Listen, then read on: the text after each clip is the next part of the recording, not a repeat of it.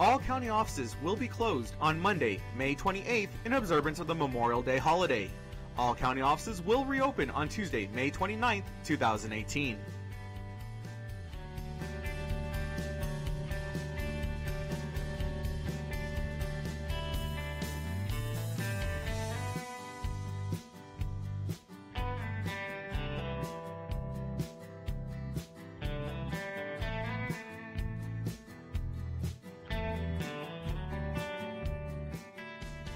Commissioner Andrew Haggerty would like to invite you to his weekly breakfast meeting that takes place every Wednesday at 7:30 a.m. at Danny's Diner, located at 4690 Trans Mountain Road.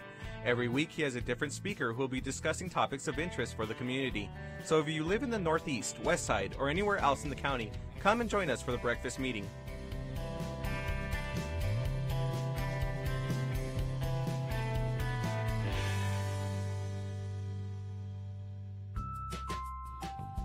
Don't wait in line, pay online. Visit the Financial Recovery Division website at http://www.epcounty.com/budget/financialrecovery.htm to make your payments online or find out more about our kiosk locations. We now accept payments on misdemeanor, felony, and justice of the peace cases.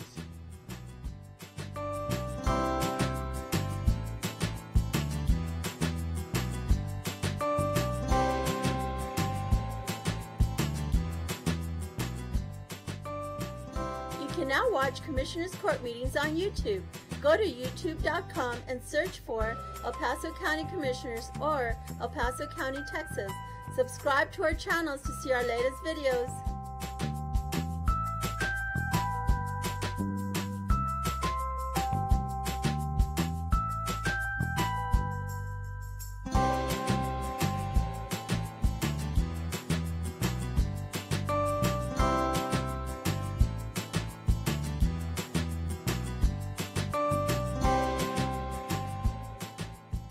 Did you know that you can save money on the cost of your medications?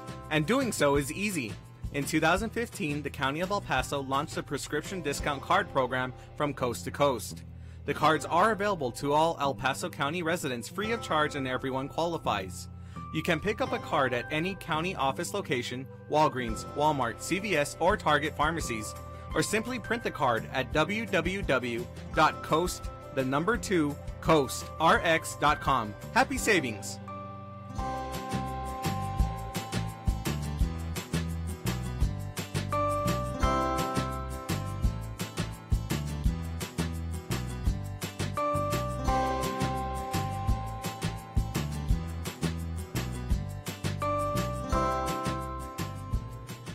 Did you know the County of El Paso's Purchasing Department is responsible for ensuring that all items and services needed by various county departments are purchased in the manner required by the state of Texas? Whether through formal sealed bids or smaller dollar quotations, the county purchasing team is dedicated to finding the best contracting return on your taxpayer dollars. Additionally, the Purchasing Department is responsible for the tracking of inventory within the county and properly disposing surplus to public auctions. For questions about how to become a vendor and compete for county contracts, or to learn more about public auctions, please contact us at telephone number 915-546-2048.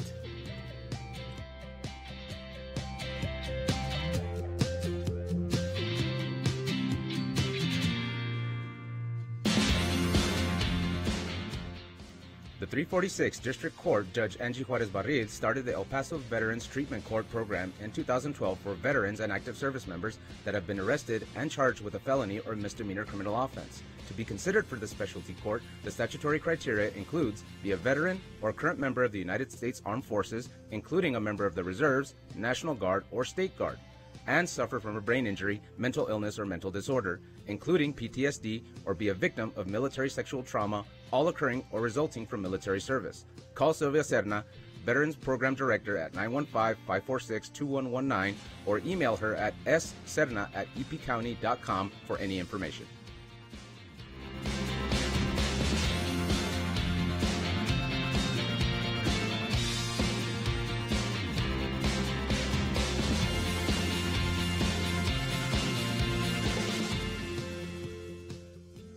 Did you know that the County of El Paso's fixed asset control and inventory disposal is handled through the purchasing department?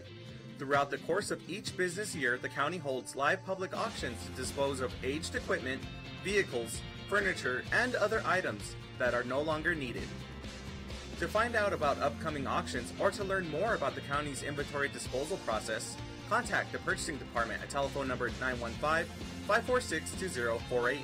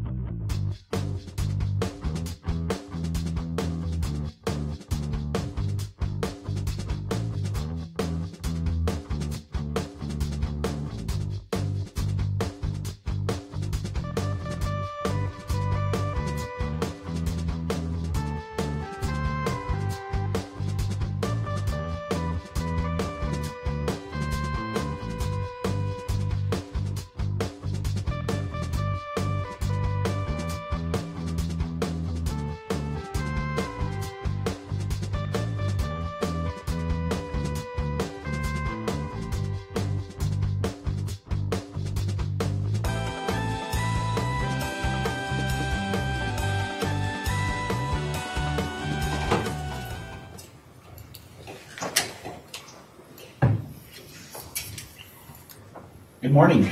Today is Thursday, May 24th, 2018. Commissioners Court is meeting in special open session. Item number 2, receive an update from the state lobby firm regarding the County of El Paso's legislative efforts and discuss the agenda for the upcoming 86th session of the Texas Legislature. Good morning, Ms. Russell. Good morning, everyone. And before Claudia gets started, I think most people know, but as you know, Claudia is part of our state lobbying team. The other half is Steve Breslin and Amy Breslin. They were here for a meeting with the Texas Association of Counties yesterday, but they had a death in their family on Wednesday night, early Wednesday. And so they ended up having to leave. But Claudia was here yesterday and fulfilled all the meetings that we had scheduled for her. She had a jam-packed schedule. And so she's here to give us an update on where we are so far. Yes. So I thought our meeting yesterday was very productive. It was just an open dialogue.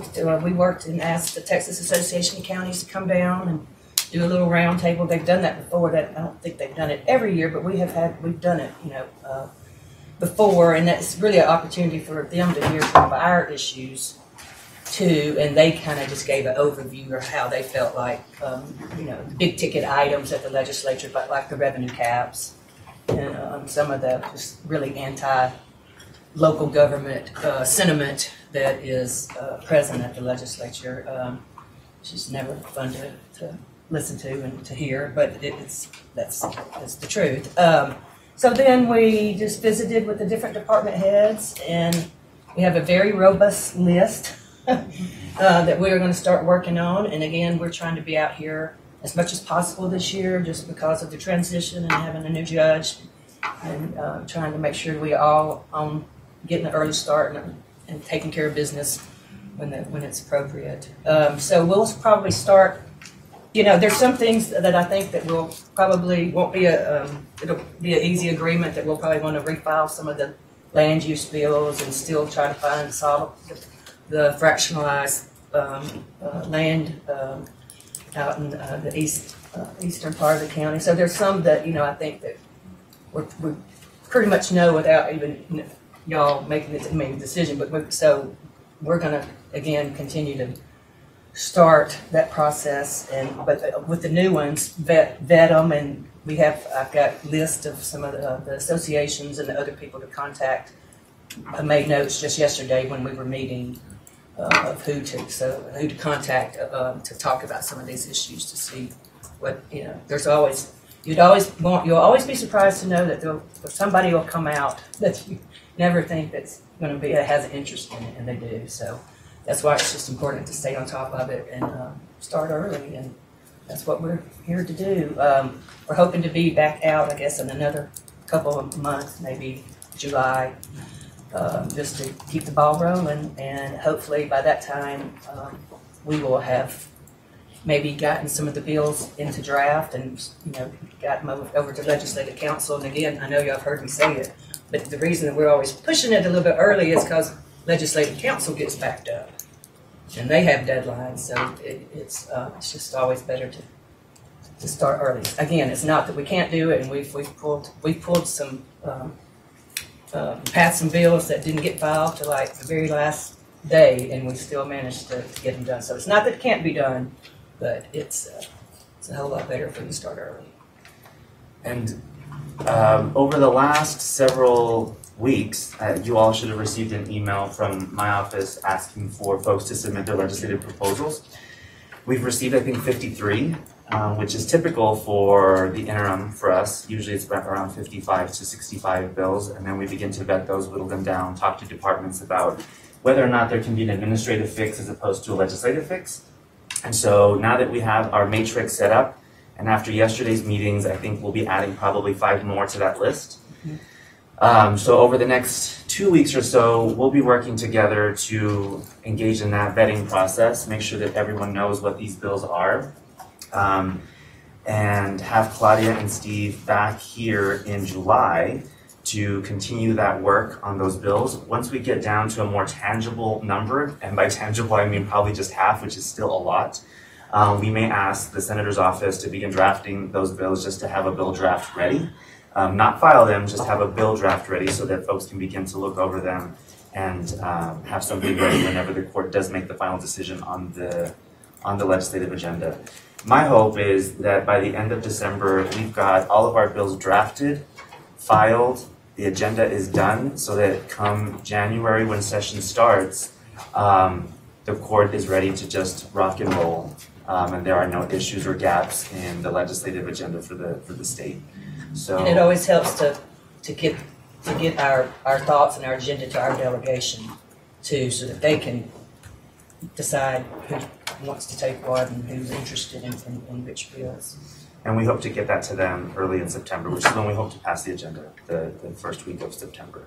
And so our lobby team will be back here probably in July and maybe again in August. But for right now, we have them slated in late July to go over some of these concepts and meet with the court again and meet in advance of budget so that we're not having to squeeze that in with everything else.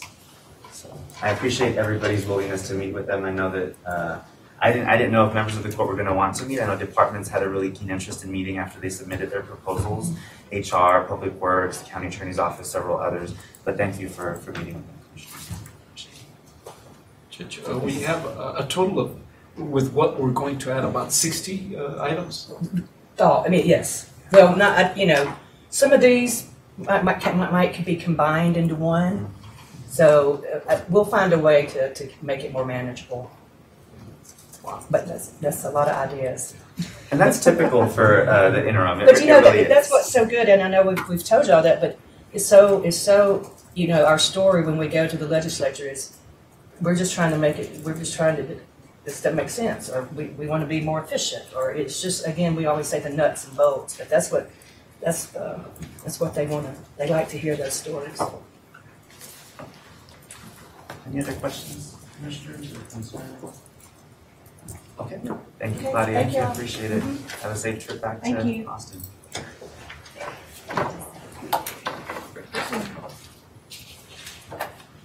Item number 3, receive a presentation from the Texas County District Retirement System and review plan rate changes for the 2019 year.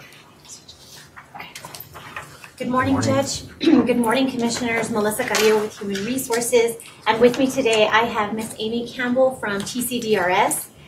Every year during budget, we come to you and we present on TCDRS trends, our actuarial numbers, and we present ideas and recommendations for plan changes for the upcoming fiscal year if needed. And so what we discussed last year was moving this presentation up earlier in the fiscal year so that the court would receive the information with enough time to truly digest and make decisions during budget that would be timely for FY19 implementation. So today I have Miss Amy who's going to go over the presentation. Yesterday we had individual meetings with each of the members of the court, but today she'd like to go over what our plan is doing and what she foresees for the County of El Paso in the next few years. All right, thank you all so much for your time. I appreciate it. I want to spend just a few minutes going over the presentation that I provided you all yesterday and we didn't talk about. First and foremost, TCDRS is over 50 years old now. This year we turned, or actually last year, we turned 50.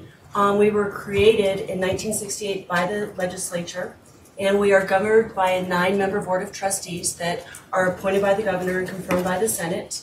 They range from here in El Paso to Houston, up to Dallas, just a wide array of active members or retirees of the system. Currently, we manage $30 billion in assets, so that's a good number to report, and we do not receive any state funding.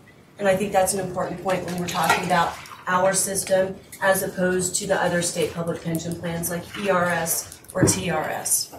So let's go ahead and move forward. When we were created in 1968, from the very beginning, we were different than the other public pension plans in the state of Texas. And we like to say that TCDRS is done right, and the legislation did it right. There are 3 key unique features that set us apart from the other public retirement plans in the state of Texas. Number 1 is that we're savings-based. And what does this mean? This means that your employees are saving for their own retirement over the course of their career, and at the same time, you all are saving for their retirement over the course of their career. So when your members become vested and eligible to retire, the money has already been saved. It's sitting right there in their account and the county's account, waiting for them to retire.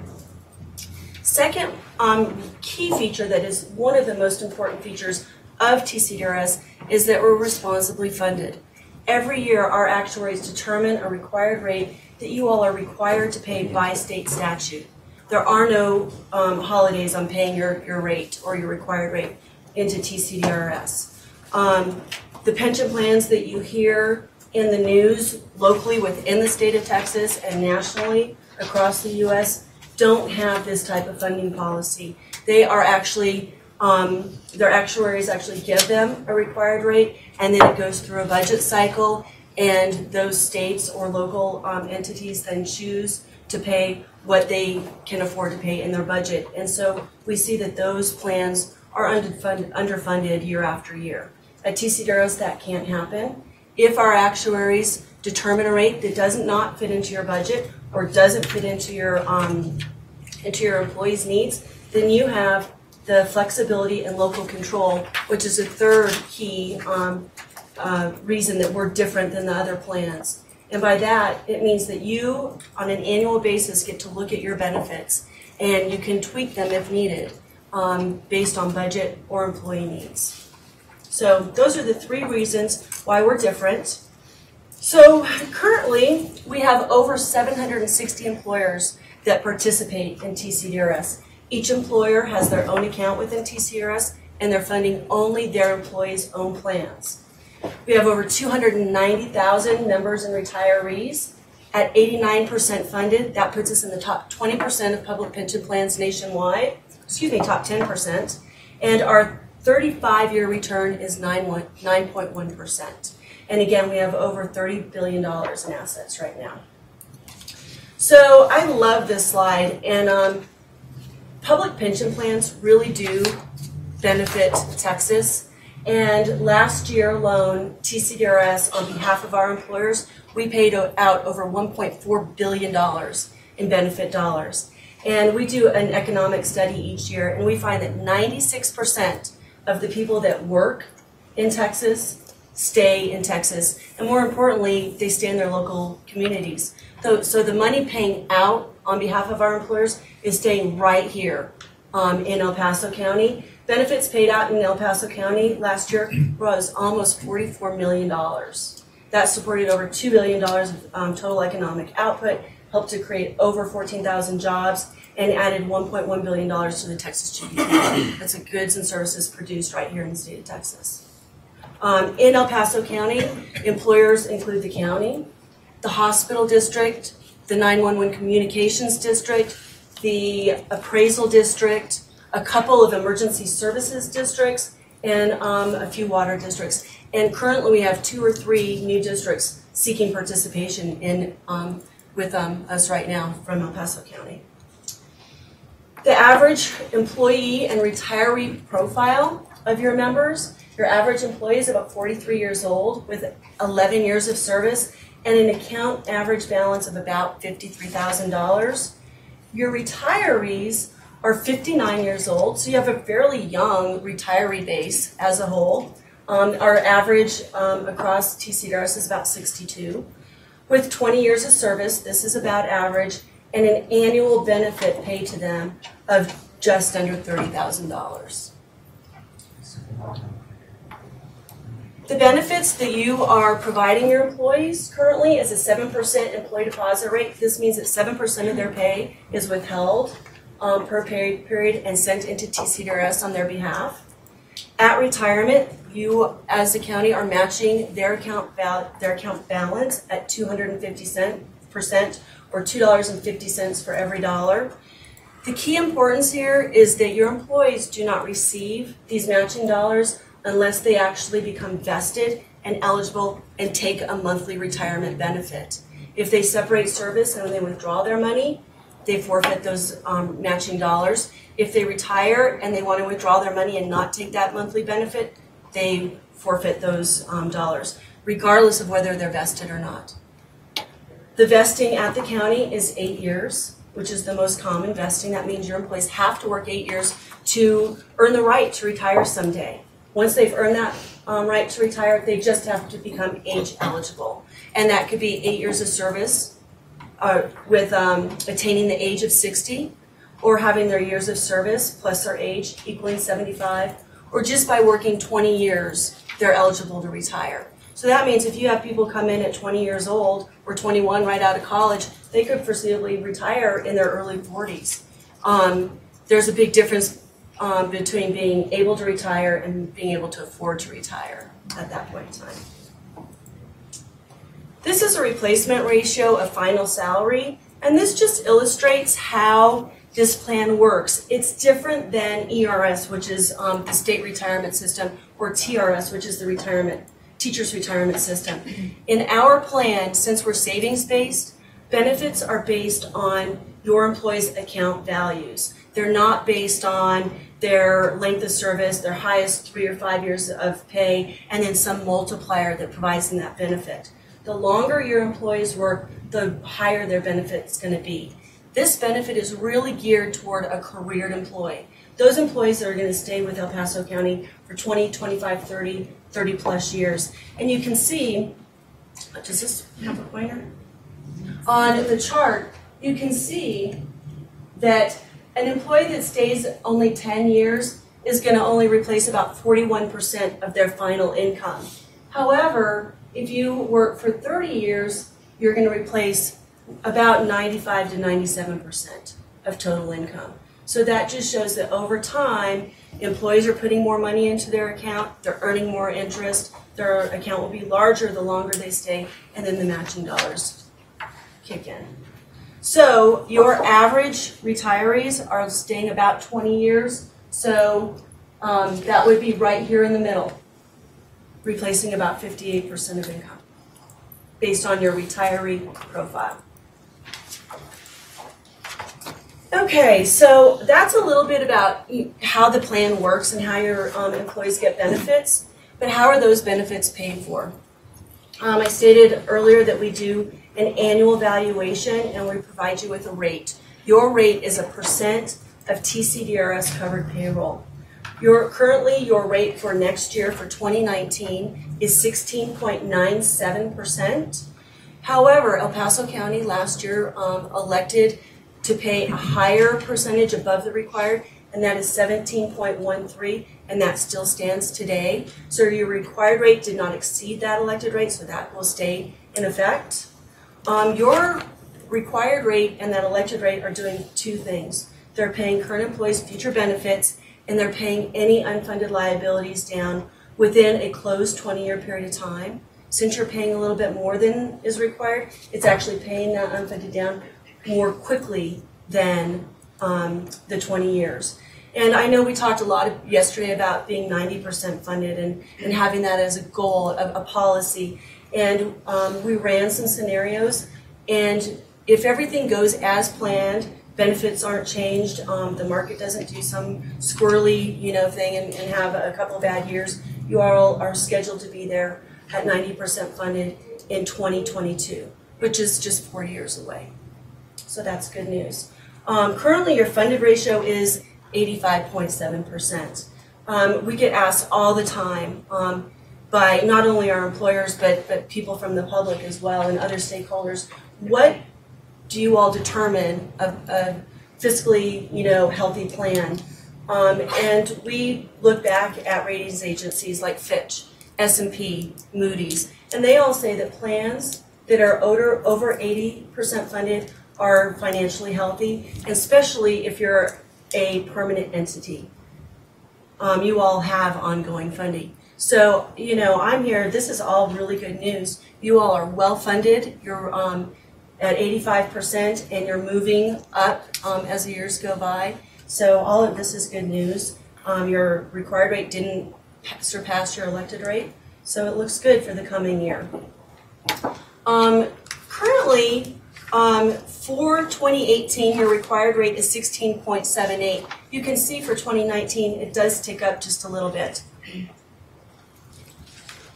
And I want to go over the reasons for rate change. And I provided your plan assessment in your packet yesterday, and it did have a document that mirrors this. Plan changes, we don't know if you're going to do any plan changes, so that's to be determined. Investment return, anytime you see a positive number, that's actually a negative plan experience because that increases your rate just a little bit. Investment return, there was a little bit of increase because 2015 we had a flat return, so those losses are in the pipeline for 5 years. We smooth gains and losses over 5 years. Fortunately, this last year we had a estimated 14.3% return. It looks like it's going to be about 14.7%. So we were able to recognize all those losses. So if we make our 8%, we'll see the investments tick up a little bit. Elected rate lump sum, by paying that 17.13, it helped to reduce your rate by a little bit. The third one is demographic and other changes. And these are things that happen specifically at El Paso County that TCDRS has no control over. And specifically, this rate increase in effect was due to payroll. Your payroll did not increase as much as we had assumed it would. And so because of that, less dollars were paid into the plan last year than we assumed would. So we had to pump up the rate a little bit. When we did the evaluation, it's interesting that overall payroll didn't increase. It actually, as much as we thought, but individual payroll or income did increase. And so I think that we've said that that's probably due to efficiencies within the counties. As people are leaving or retiring, you're actually combining positions. And so you might have one position that is covering two that, previously they're paid more, but the two salaries aren't as much, or the one salary isn't as much as the two. And then assumptions and methods. Every year we do an experience study at TCDRS, and that just says our actuaries study what we assume compared to what actually happened, and we make a couple tweaks. This last year that happened. As a result, we decreased the inflation assumption, and we actually improved female mortality. And what that means is that females continue to live longer than what we assumed. Males have kind of plateaued. So because of that, counties or districts with a heavily weighted female staff are going to have a rate increasing effect. Counties or districts that have a male tilted staff might have a rate reducing effect. So that was the reasons for the rate change. This slide simply shows the flexibility and local control, and you can see that your benefit is up in the top left, and you have all the options here to you. If at any time your budget was in a crunch and you had to have immediate cost savings, you could reduce benefits, and you can reduce at 5% increments. I'm not going to show a chart having that. It would be impossible to look at. So I just show the 25, and you could see that you could reduce benefits to have an immediate savings. That would be a rate, and again, it would be a percent of payroll. We see that happen, and if benefits are reduced, if there does need to be a savings, that affects all of your members. It affects those that have been in the plan the longest, the least. It affects those that are brand new employees the most over time. It's not a popular thing to do, but sometimes it has to be done. And one thing to know that if benefits ever do have to be reduced, they can be restored in future years. So that is an option that you all always have on an annual basis. And the two real drivers of the cost of the plan, of course, are the employee deposit rate and that matching rate. When we talk about the eligibility, the vesting and the rule of, those don't really have a cost effect on the plan. These two do. One other benefit that that I didn't talk about, and I'm going to go back just to your plan of benefits, is our group term life benefit. That is an option that you all have that we can look into. We talked about it yesterday, and so that would afford your employees a death benefit of 1 times their annual salary if they pass while working for El Paso County. And if you provide it to retirees, there is a retiree policy also, and that's a $5,000 benefit that is available if you're interested in looking into. All right, so let's move along. So the rate that you pay as an employer is one piece of the puzzle of funding this plan. Another piece is your employees contributing to their own account, that 7% of their pay. And then the last piece is TCDRS investments. And I like this slide because it illustrates $1 of those $1.4 billion that left our office last year. 77 cents of each of one of those dollars came from investment earnings, 13 cents came from employer contribution, and the last 10 cents came from members' own pockets. So our investments are really important to this plan. And we are diversified across asset classes and within asset classes. Our Board of Trustees reviews our investments on a quarterly basis and tweaks them if need be. However, our investment philosophy since we diversified in the early 90s hasn't changed. We are a long-term investment. We have a long-term investment philosophy. Our members are working 15, 16, 20 years, and then they're retired another 20 plus years. So our investment time horizon is 20 plus, 30 plus, 40 plus years. And that affords us three things. Number one, it affords us to have a plan that is essentially forever young. What that means is that we don't have to shift assets as people roll off and retire because there's brand new people being hired. So as an individual, if I were investing for my own future, as I age, I'm going to have to shift my assets to preserve my principal so that it lasts into my retirement. At TCDRS, we don't have to do that, so we're forever young. Also, with a large group of people, the 290,000, our actuaries can determine lifespan very accurately. So we're ensuring that you're not overpaying or underpaying for your benefits. And then finally, with $30 billion, we get the best managers with the most opportunities at the lowest prices. And in fact, our domestic equity portfolio, our management fees are 1 basis point. And if that means it's 0.01% to manage that fund.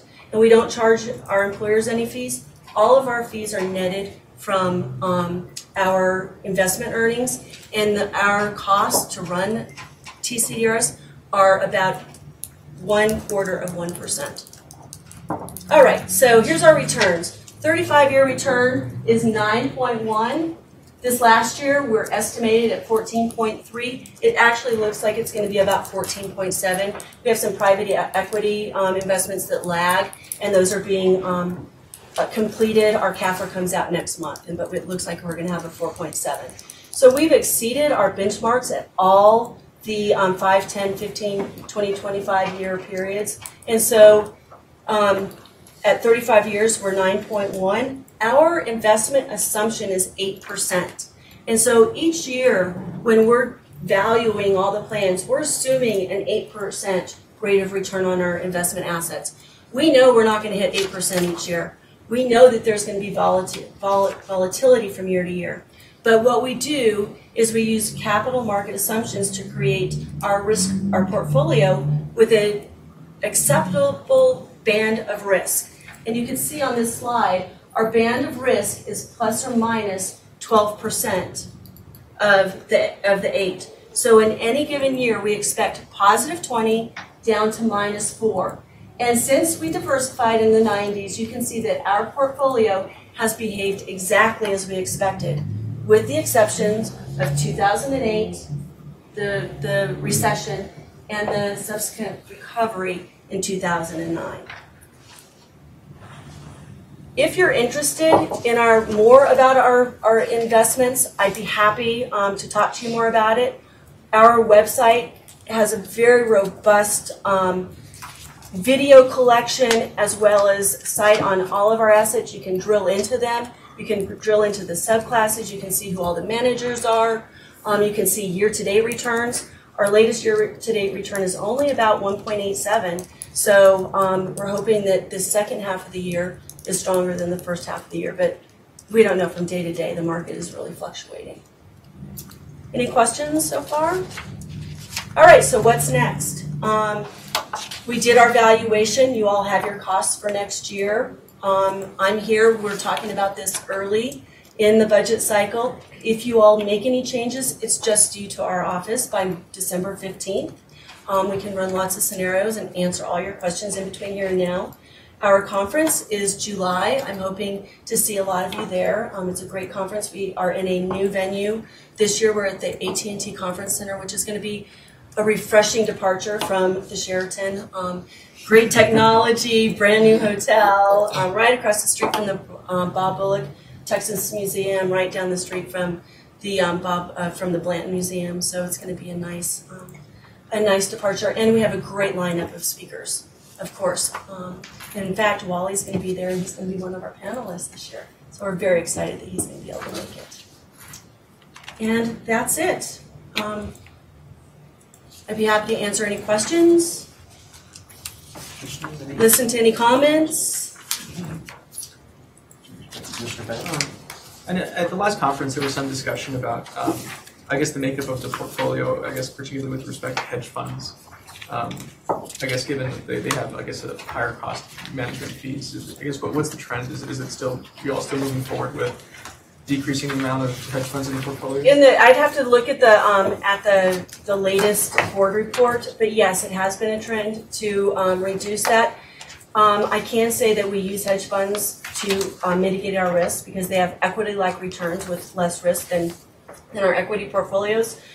They do have higher management fees, but we don't pay our managers unless they make money. If they're not making money, they don't get paid. And at any given time, when we review, we have the ability to cut those managers and move on. That being said, the trend has trended down a little bit on hedge funds, but it's definitely a part of our portfolio and an important part. So do you know what the, I guess, is 18% where the TCDRS is going to be comfortable with, or is it? It's a little bit less right now, I believe, but I don't know going forward. I mean, I can't answer that question, but I certainly would be happy to talk to Casey. He's our new CIO, and get those questions. And if you'd like, I could, even put him in touch with you. And he will be speaking at our conference. No, when you said the return was 1.8, about 1 point the year to date. And that's yes. billion? No, that's the percent on investment. Oh, okay. Yes. Okay, thank yes. you. And to that point on the rate of return, so you said that there was going to be a 14% or 14.7% rate of return for this year. Mm-hmm. So in the way that it's spread out over the course of 5 years, so when does that 14.8%, when will we see it? Because I guess right now we're looking at 2015 rate of returns that's put into the adjustment of the plan. So I guess that's a... So we smooth the assets or the gains and losses over 5 years. So the 17 will be smooth over 17, 18, 19, 20, and 21. Okay. But we did use a larger portion of that to absolutely wipe out the losses in the pipeline from 2015. So those are no longer there. So we're in a gain position now.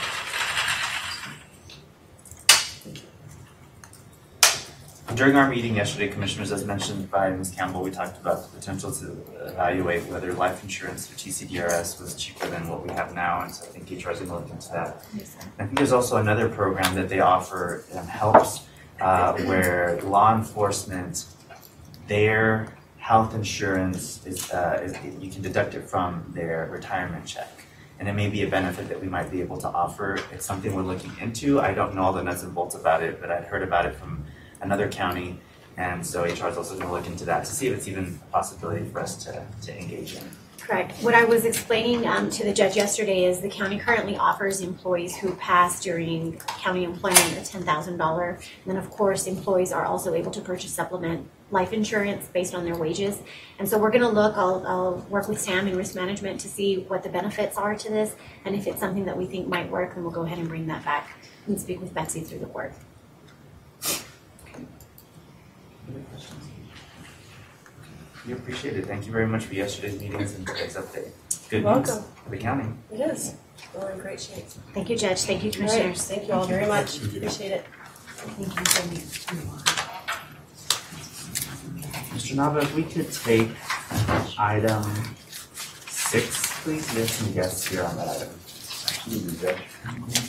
Item number 6, discuss the county's project, cross-reference county positions and align them with the corresponding military occupational specialty code.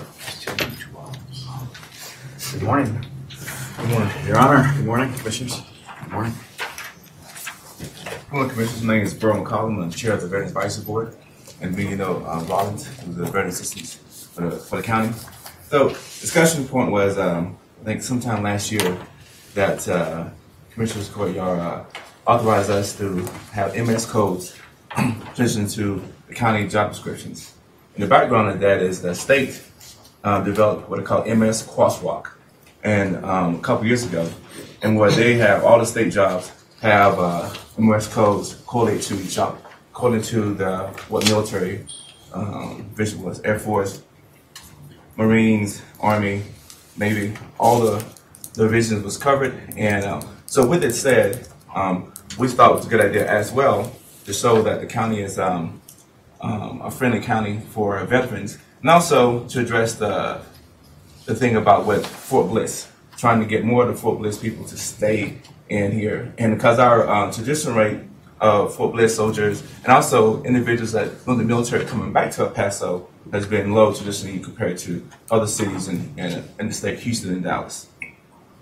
So what it said, on other preferences, Houston also has adopted this model and be coming with this model as well for MS Crosswalk. And Texas Tech University also looking at this model as well. And we have, when this was originally granted to us, Human Resources asked for assistance.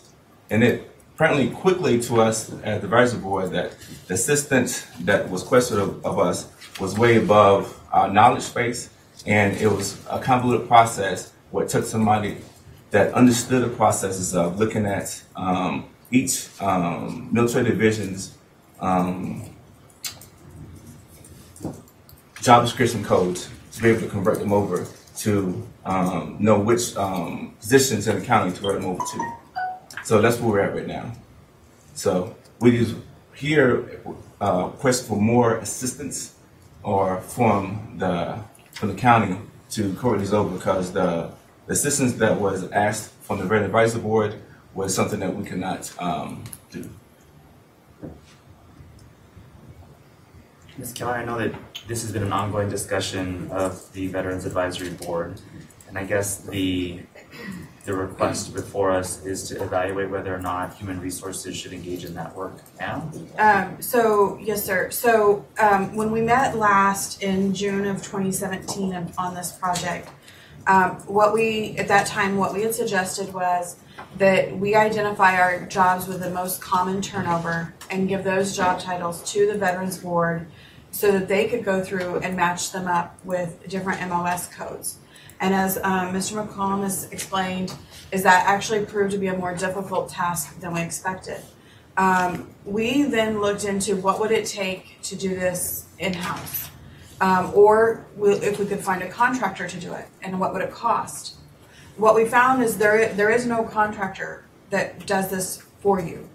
But we also looked at you referenced the Houston model. We spoke to the person in Houston who started setting up this model, but what she explained to us is that these MOS codes frequently are changing, the duties inside of them frequently change, and that there are different ones for each branch of the military, and so it's a never-ending project.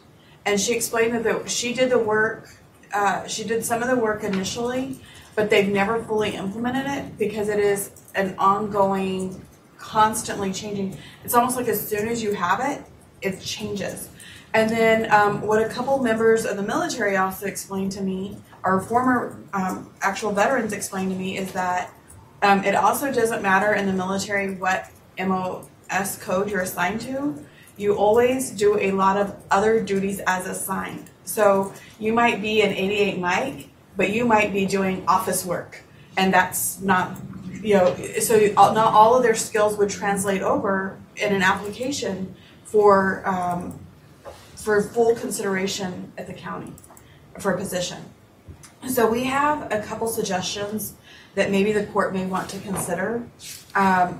If we, based on the information that this is an ever-changing, constant upkeep with all four branches of the military, we looked at what resources are out there. And there are a couple resources out there that do the translation and the crosswalk for you. So if I could pull it up. I wasn't prepared to pull it up, but I can pull it up pretty quickly. If you give me just a second. And it works really well. Sorry, just a second.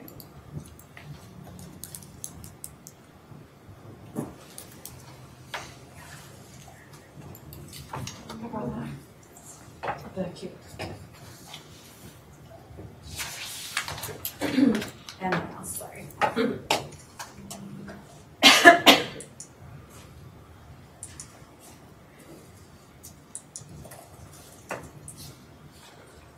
While she's looking for that, I just wanted to thank you for the event yesterday. Great event. Thank you very much, sir. Thank you very much, sir. And this is actually one, I'm sorry, this is one that actually is used like at a federal level as well.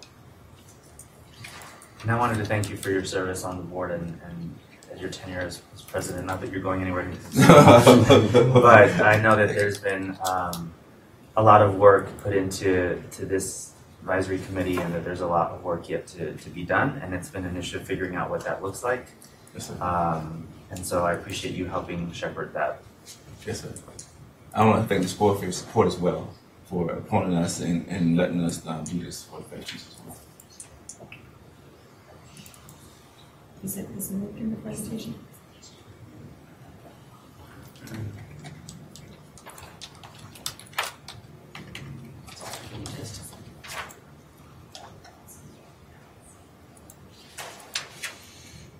Another thing, I should pull this up. When I was talking to Laura Tay at the state auditor who does the military crosswalk for the state, she did say, address the situation. She's saying every 2 years they update theirs because things do change. So they had a process, so every 2 years they update theirs. And so when we spoke to Houston, she basically said this would be a full-time job for someone to do this full-time, to keep these updated, to crosswalk all of our job descriptions, to make sure we're updating them constantly. Sorry, this is running really slow. But one thing we thought, if the court wants to try initially prior to allocating staff to us, is this translator, which is available through military.com, and you basically put in your service and your military job title. You can either enter your MOS, and then it translates it from kind of military to civilian language to help veterans know whether, like, does this meet my skill level, my experience, and also how to translate their experience to civilian terminology. I do not know why this is not turning. There are several translators out there for the veterans, but one of the things that we thought the crosswalk addressed was the hiring authority. Whereas, the veterans can go in there and see what jobs they qualify for. But one thing the crosswalk has, what did was, so if a particular job vetted needed some type of certification or thing, so this crosswalk, what they did was, so once it vetted through the crosswalk, the higher authority knew that person qualified for the job, had either minimum qualifications for the job, instead of having to look through qualifications that may be state qualifications or anything else, or local qualifications that he cannot or she cannot have attained because of the military status. So that was the difference between what the stuff you would get for the veteran would look for, but the hiring authority, how would they understand that this individual has been had the qualifications needed beyond his resume with certification and everything else. So that's what the crosswalk was, when the state adopted, clarified. Do you want to pull it? Sure. So, and I'll just interject, Melissa Carrillo with Human Resources. One of the things that we do, and we work really well with Mr. McCollum and also with Mr. Hessler, we absolutely pride ourselves on what we do for our veterans. We recently started looking into to make sure that the percent of applicants of a veteran community are in direct correlation with the types of people and the numbers that we hire, and they are matching. And looking at the past 2 years, on average, about 9% of the people that are applying to work for El Paso County are veterans. And if we look at the percentage of employees that are currently veterans in the county, it's 11%. And so we are absolutely looking at what we can do. Our recruitment plan that we presented to you earlier in January also includes a veterans fair to ensure that we attend at least one job fair a year. We've worked with them outside through Fort Bliss, and so we're actively aggressive in what we're doing to attract some veteran candidates for El Paso County. But the website that she's pulling up, this is a presentation that we were able to put together to kind of show you what it would look like. And so my team put this together. When we have members of the military who tell us all the time when we go to these job fairs, they tell us it's hard for us to understand what your job descriptions mean. But they tell us the Fort Bliss, the federal government, is working with them and helping them translate that language before they come in. As someone who employs members of the military myself, they also have told me about the level of help they've received. And so I want to show you a little bit about what that does. So our federal government is currently working with them in converting their skills. Primarily the VA, vets.gov, this is an example of what that looks like. Any member of the military can go in and enter their MOS code, and it will translate it into civilian language. It will also go so far as to import and build them a resume so that as they're looking for jobs, they're truly comparing apples to apples. So if you look, this is an example of what it would do if we went onto that website link. We enter branch, an idea of what the MOS would look like, and we literally say translate. When you say translate, it will pull up the actual comparison, and this slide didn't include it, but it will show, instead of it saying office personnel or instead of it saying military type verbiage, it will translate it into civilian workforce. And these slides don't get into it specifically as I'd like to show you, but it literally, if you keep going and say import resume, you just push a button and the resume will import based on their new civilian language. It translates it for you. So something that I've worked with both of them on, and I'm excited to announce, is that the federal government has been doing a really good job with our veterans, and we as an employer can see those benefits because we can work with them as well. So one of the things we discussed, if the court is interested, is possibly just putting some of these resources on our recruitment page as a better way to guide our veterans in our local community to help them ensure that what they're looking for matches county jobs that are currently available. So this might be something that the court may want to consider to help with that transition as well. It definitely seems like a great tool to have, regardless of any steps moving forward, that we should have this on the website to provide that assistance and help promote it at the job fairs and make sure that our Veterans Committee is promoting that as well, that there is assistance already available. And in the meantime, the county can think through any other options if there are others that we want to engage in. But at least for now, it seems like this is a good fit. Let's start. So we all recommend doing? It is something we recommend. We spent quite a bit of time working with the folks out of Houston. Mr. McCollum had heard that they had already undertaken this project, and we spent some time talking to her what it would mean so that we could project some idea of what staffing levels would look like if the court was interested in onboarding staff. But what we found was this would be a project that is never ending. They continue to change as the branches send out new MOS codes. Whoever's responsible for changing that process would have to do it on an annual basis. Quite a bit of time and hours goes into that conversion project. And so we wanted to see, are there resources already out there? And we found that the federal government does work extensively with our military community in trying to prepare them for the transition. And so one step we would recommend is helping to remind them of those links as they're looking directly for county jobs, rather than go back to what they learned a few months ago at Fort Bliss or wherever the military installation they come from. As they're looking for county jobs, there's a direct link where they can translate the language and see what they're eligible and what they qualify for. That would be a recommendation, Commissioner, yes. Melissa, before you sit up, you mentioned the resources. Is there any the possibility of some grant funding for a position that is funded strictly out of the grant? That we know that it's an ongoing position, but maybe after a period of 3-5 years, that maybe it sets up the basis or a good foundation to get somebody in there. But have we looked at that? We haven't looked at funding. To be honest, when we were looking to see what it would cost county dollars, that's when we started realizing the resources that were already out there, and so we kind of shifted away from that model.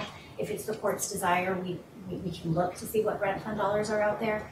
But as we realized there were already resources being committed, we shifted away from the model of looking what it would cost to onboard staff. We can definitely look at that. Generally, if we're competing for that, we'd be competing with the same pot of money. Like if we went through the Texas Veterans Commission, it's one pot of money that they allocate for different reasons. You imagine a position, say, with benefits, it would take about $60,000 to $70,000 from the grant funding available.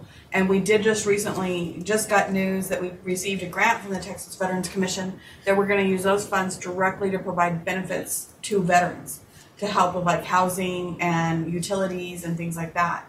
But we could look to see if they would also fund a position. Okay, thank you. Yes, sir.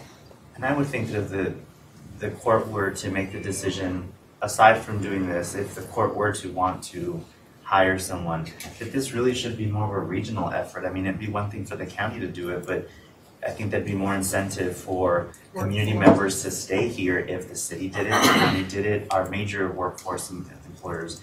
And so I don't know if there'd be some way to collaborate to all pitch in to hire one or two individuals that could do this on a larger scale. And it may be too difficult because, you know, every entity has different positions and some of them are very specialized.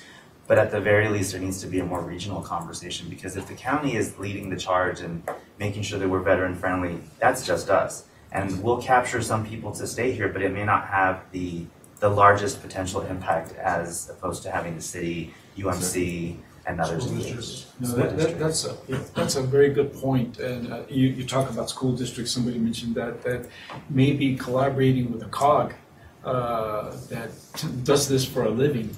Maybe there's something out there that can be leveraged. Yes, sir. I know I have initial conversations with Dwayne Williams about the same thing. He wanted me to talk to them about the crosswalk and stuff. Because I had a presentation that I presented to the Veterans Advisory Board for that crosswalk, what it's about, what it does. And then he wanted me to do the same thing with their advisory committee for the city as well. Okay. So I think that's something we can keep on our radar, but it does sound like we have at least an immediate option to help in this transition period, or that this might fill that gap that we're talking about. So. Any other questions, commissioners? Thank you. Yes, Your Honor. I think El Paso County, excuse me, is they're not. The county's not giving itself the credit that it should for being military friendly, military ready. I know that we're above the percentages. Melissa's talked about it several times. I know last year initially the discussion was, you know, a military hiring preference, and that was voted against. And now we're talking an MOS crosswalk. And yeah, these things are going to be, it's always going to change, because they're always going to change MOSs. And it's never going to be, it's never going to be full, because Betsy talked about it earlier. Just myself, for example, I went to different schools. I went to different trainings, so I received skill identifiers. So I was in, you know, with missiles, that doesn't translate at all, but then several of my skill identifiers do translate directly. And yeah, you have to put forth the effort to look in there, and it can be confusing if you've spent your adult life in the military. But the federal government is, when you get out now, they're translating everything for you. And post-military, you're able to continue to get assistance from several different organizations with resumes and everything of that nature. But I just don't think El Paso County is giving itself the credit, because we are higher, but we're not showing it anywhere. And I think that if we do add onto the page something to the effect of, you know, these jobs, like I said, it's always gonna change. But when it's on there, it's going to give this perception that, oh, El Paso County is looking for military, and it is going to increase the number of applicants and I think quality people that apply. And if we show it, then it's going to be there, because the county is doing it. They're supporting. Whenever, you know, there's a request, it's there. And the other thing is, I've received the whole MOS crosswalk from the state auditor. And I've gone through it, and it's something that well, my office, we could go through it and basically update it according to those MOSs. The hard part's going to be job descriptions here are different than job descriptions in the state auditor's office, and certainly wouldn't ask for the county to change, their descriptions on every job to fit what the state does. But I think if there's a way that we could combine that between our office and HR or whoever, we could do that. And again, an MOS crosswalk in itself is not going to be the most effective tool for hiring, but it's going to, I think, give the perception that El Paso County is very veteran ready to support, and is going to have an even more positive. They're going to be thought of more positive throughout the county, and it's a plus now. And I think that we're looking for that to just get better and stronger. I know we're undergoing the website conversion, but if we could add maybe this link along with to the jobs page. I know we have UTMB and Emergence Health Network on there now. We could add a nice big bold section for our military personnel and veterans to look at. That would be really ideal. Yes, sir. So if the court would like to direct us to do that, there's a couple things maybe we could do on that site. We could note on there that the county is a proud employer of veterans. And we could note, I think even like some of our statistics that, I mean, we have more than double in our employment population, percentage-wise, than there are in the general population to overall population percentage. We double that in our ratio of veteran employees here, if that makes sense. So about 5% of the general population is veterans, and about 10 to 11% of our employee population are veterans. And so like just putting that kind of information out there on our application website and providing the link for the MOS walkover, if that's the pleasure of the court, we would be happy to do that. That would be great, Yeah. Commissioner. That would be great. Okay. Thank you. We will move forward. Thank you. Thank you for the presentation and the patience. I think we've come up with what will be a very good solution. Yes. Yes, sir. Thank you. Thank you. Thank you all. Thank you, sir.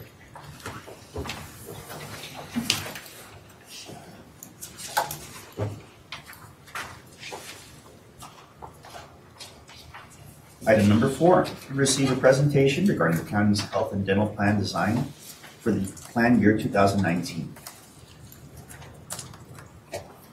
Good morning, Judge. Good morning, Commissioners. Again, Melissa Carrillo. You will have me all morning. These are really great presentations, and again, this is all stemming from the discussion we had with the court during budget last year. We want to ensure we're giving you information with enough time to process it and really think through budget before FY19 season starts. And so as part of that, every May you will see us present these 3 presentations: retirement, health insurance, and then I have Ms. Elsie West presenting on reclass in just a bit. The idea, again, is to provide that information. And so with that, I'd like to turn it over to Sam Trujillo. Sam will go over the health and dental plan design as our current rates are projecting and trending at. Of course, because we're coming a little bit earlier in May, there's still some time for those rates to be affected. But we want to ensure we get you the information ahead of time. So, Sam. Thank you. Good morning. Good morning. Sam Trujillo with the Human Resources Department. I know this is your favorite presentation of the day. I'm joined today by our benefits supervisor, Berenice Acosta, and our health and dental consultant, Randy McGraw, Vice President of Hub International. The purpose of today's meeting is to update the court on the county's medical plan design and to provide information on programs that we are working for plan year 2019. Plan year 2019 actually starts on January 1st of 2019. And as Melissa briefly mentioned, over the last couple of years, our department has been bringing plan design options to the Commissioner's Court, normally very early in the year. One of the concerns that we had is when we brought it so early, it did give us enough time to vet the items or changes to the through the RISPO board, but it did create some difficulty because we didn't have any claims that were coming through, so we could discuss rates at an early stage. So after last year's budget sessions, we talked about bringing this presentation to you in May. which is kind of a middle area where we have some time to be able to make some changes to their plan and still give a little bit of information on what's happening as far as the rates are concerned. So with that, what I want to show you is there's a variety of benefits that the county is currently offering to employees. I provided a list here to show the different programs that we're providing right now to employees, but today we're going to focus specifically on the medical and the dental plan.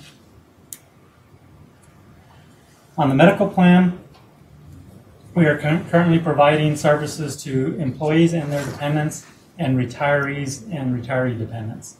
The plan design is set up with 3 specific plans: the core plan, the buy-up plan, and then the high deductible plan. And this is for our active employees and non-Medicare eligible retirees. For retirees that are Medicare eligible, we do provide a Medicare Advantage plan for those individuals. We maintain 4 tiers on our plan, which is employee only plan, employee and spouse, employee and children, and employee and family. For our plan enrollment and performance, what I'd like to do is ask our benefits supervisor to go over what's been happening so far this year as far as our performance is concerned. Good morning, Judge, Commissioners. Berenice Acosta for the record. On this slide here is a diagram illustrating the historical medical enrollment as of March of 2018 and how it compares throughout the years.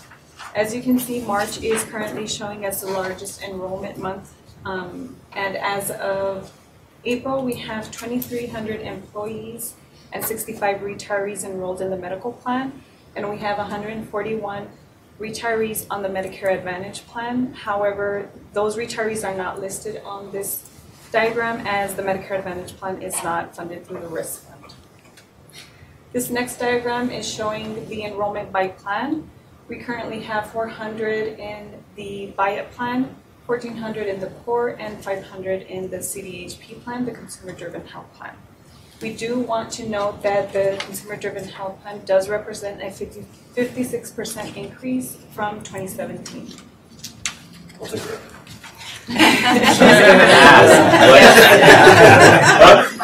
I was going to ask what the increase was attributed to. I know that the court has put some money aside to help bolster that, but I guess Commissioner Haggerty will take. I scream about it all the time. And I know multiple people, including Wally and others, who said I did it because you could. But it's amazing how many people still to this day don't know about it. I will say that I converted as well because of information you and your staff. Oh, see. You doubt yet you yourself admit that. Sam, what percentage of all those employees that are insured are in that plan? Are in the health savings account? Yes. Or we have almost 80% of those that are in the consumer-driven health plan on the health savings account. Yes. But of the total insured, what percentage does it make? No. No, that you basically answered my question. What percentage of all those insured are actually in that plan? Not the medical savings, but the plan itself. Yeah. Yes, we have 23% of those enrolled in the consumer-driven health plan. So it's really relatively low still. It still is, but as you can see before you, the diagram is showing that it's increasing. Again, it has increased 56% from 2017. We're continuing to educate our employees regarding this plan, and we've done an outreach campaign, giving several educational trainings to employees regarding this. Yeah, no, I know you've been very active there, but the fact is we're still at about 23%. Yes. 23%. We've gone from 2014 where we only had 3% of our enrollment in the CDHP, and then we started in a marketing campaign, and over the last couple of years we've added where we have the $600 incentive for employees to join the CDHP and be part of the health savings account. And then last year we put in $1,200 into that account, and we've been steadily seeing that increase. And if you remember, this is the plan that helps employees make smart choices so that there's a lower cost to the employees and a lower cost to the county. So we actually support that. Commissioner joked about the marketing, but that's actually something that we do on a regular basis to try to market that program.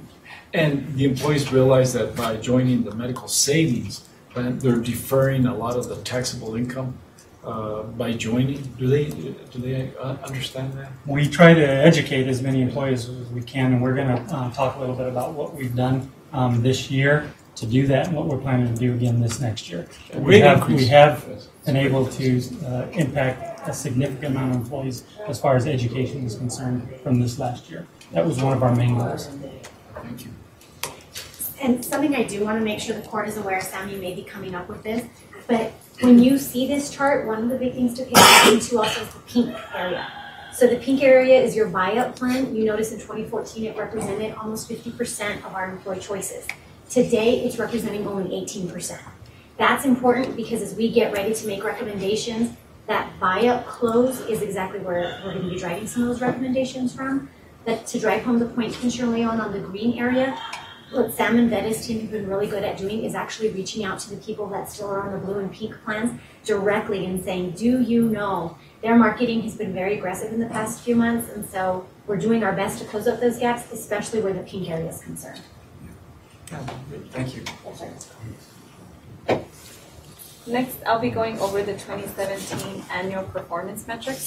Throughout the year, staff maintains a log for services that are provided to employees, which includes the day, time, issue, and service type.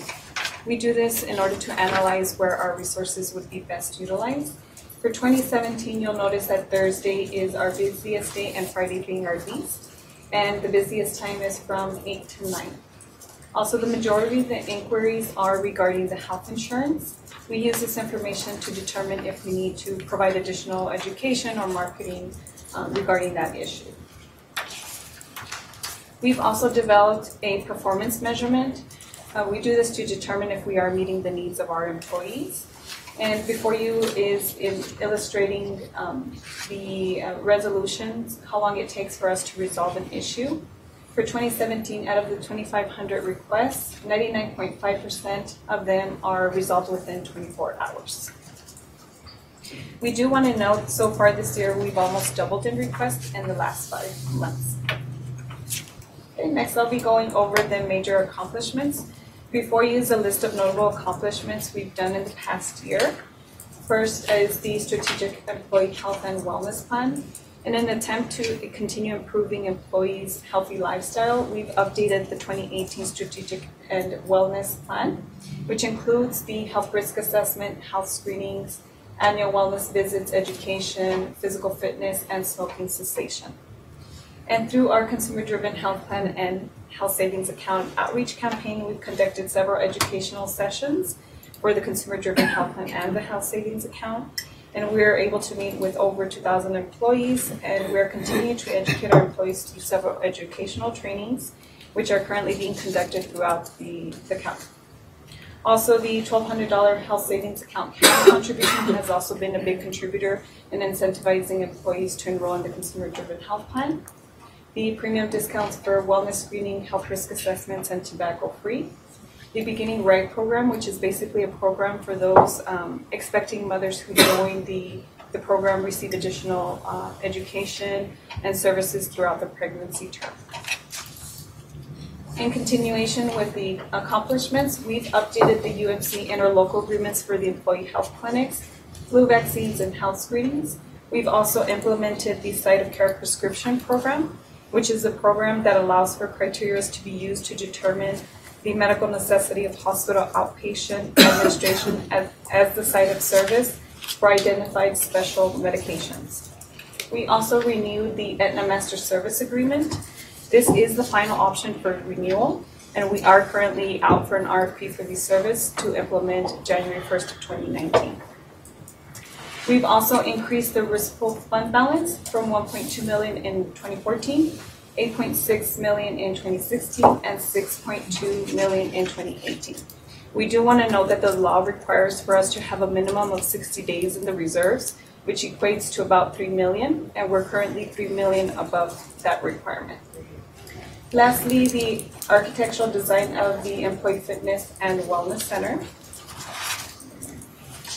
Lastly, I'll be going over the recommendations for plan year 2019. This slide represents staff and the risk board recommendations that we're currently working on for recommending for plan year 2019. The first recommendation is to maintain the 3 plan options, which are the buy-up, core, and the consumer-driven health plan with the 4-tier system. Continue to incentivize the consumer-driven health plan participation by contributing $1,200 towards the health savings account. Maintaining the wellness coordinator and the $100,000 wellness fund. Continue the incentives for participating in the wellness program. The continuation of the premium reduction for the health risk assessment with the health screenings at 4% and for tobacco-free at 2%. Depending on the vendor that is selected, we would be looking at the option of a high performance or narrow networks. For instance, if we have a UMC network, basically it's a plan at a lower premium, of course, and however, the employees would only be able to utilize UMC providers and facilities. The preferred providers in Mexico, this gives us the ability to provide, a network for employees who are seeking services in Mexico.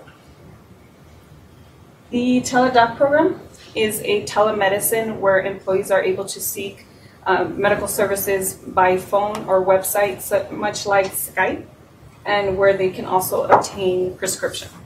We are testing this program effective July through December.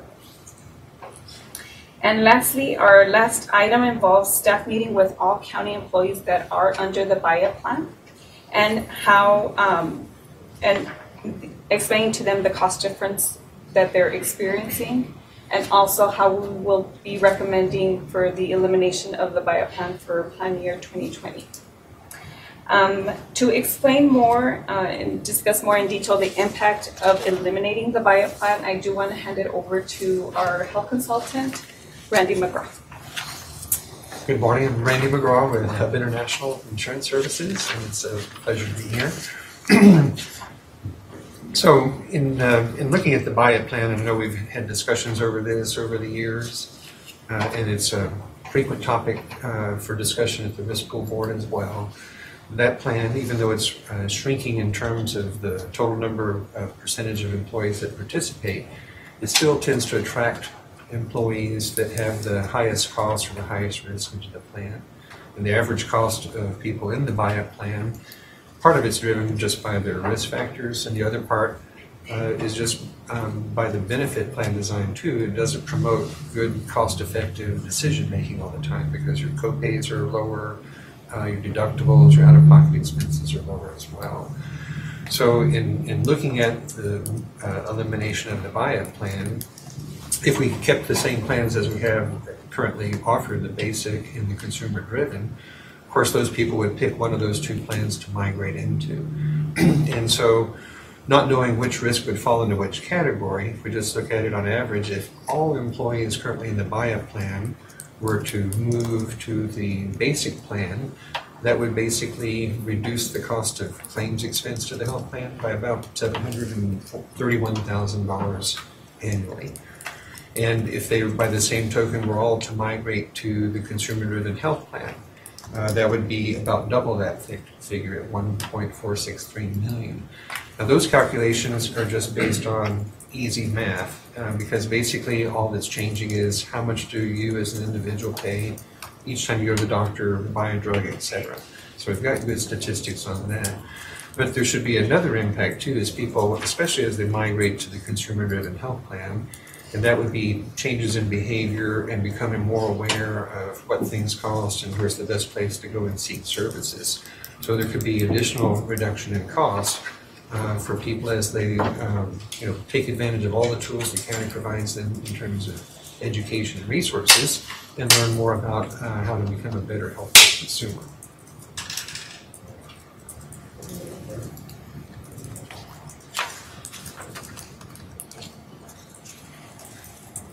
Want me to keep going? Yes.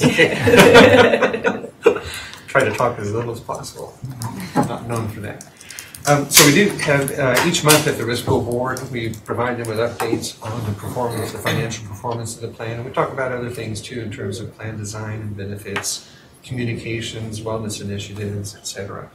So what we're seeing here on slide number 12, this is a unit of measurement where we just measure the average cost of claims per covered person. And historically, the county has done really well. In fact, you would kind of be the envy of most counties around the state because if you look in the middle of the chart there and you see the red and the blue and the green all kind of collected together, they're staying pretty constant over time. And only recently has the cost of claims started to increase, and it's basically being driven by several high-cost claimants that have happened inside the health plan. And don't want to pick on high-cost claimants because that's the reason the plan is there, to protect people from unpredictable catastrophic loss. Very few people would have the ability to pull $1 million out of their pocket and pay for their health care. But in the last 18 months, you've had several claimants exceed $1 million threshold in terms of total claims expense to the county. So that's part of what's driving the cost up, as you see in the upper left corner, which is tracking our moving average cost per person as we move through 2018. Now, not all of that expense is borne by the county. The county purchases stop-loss insurance, which protects you from a catastrophic loss as well.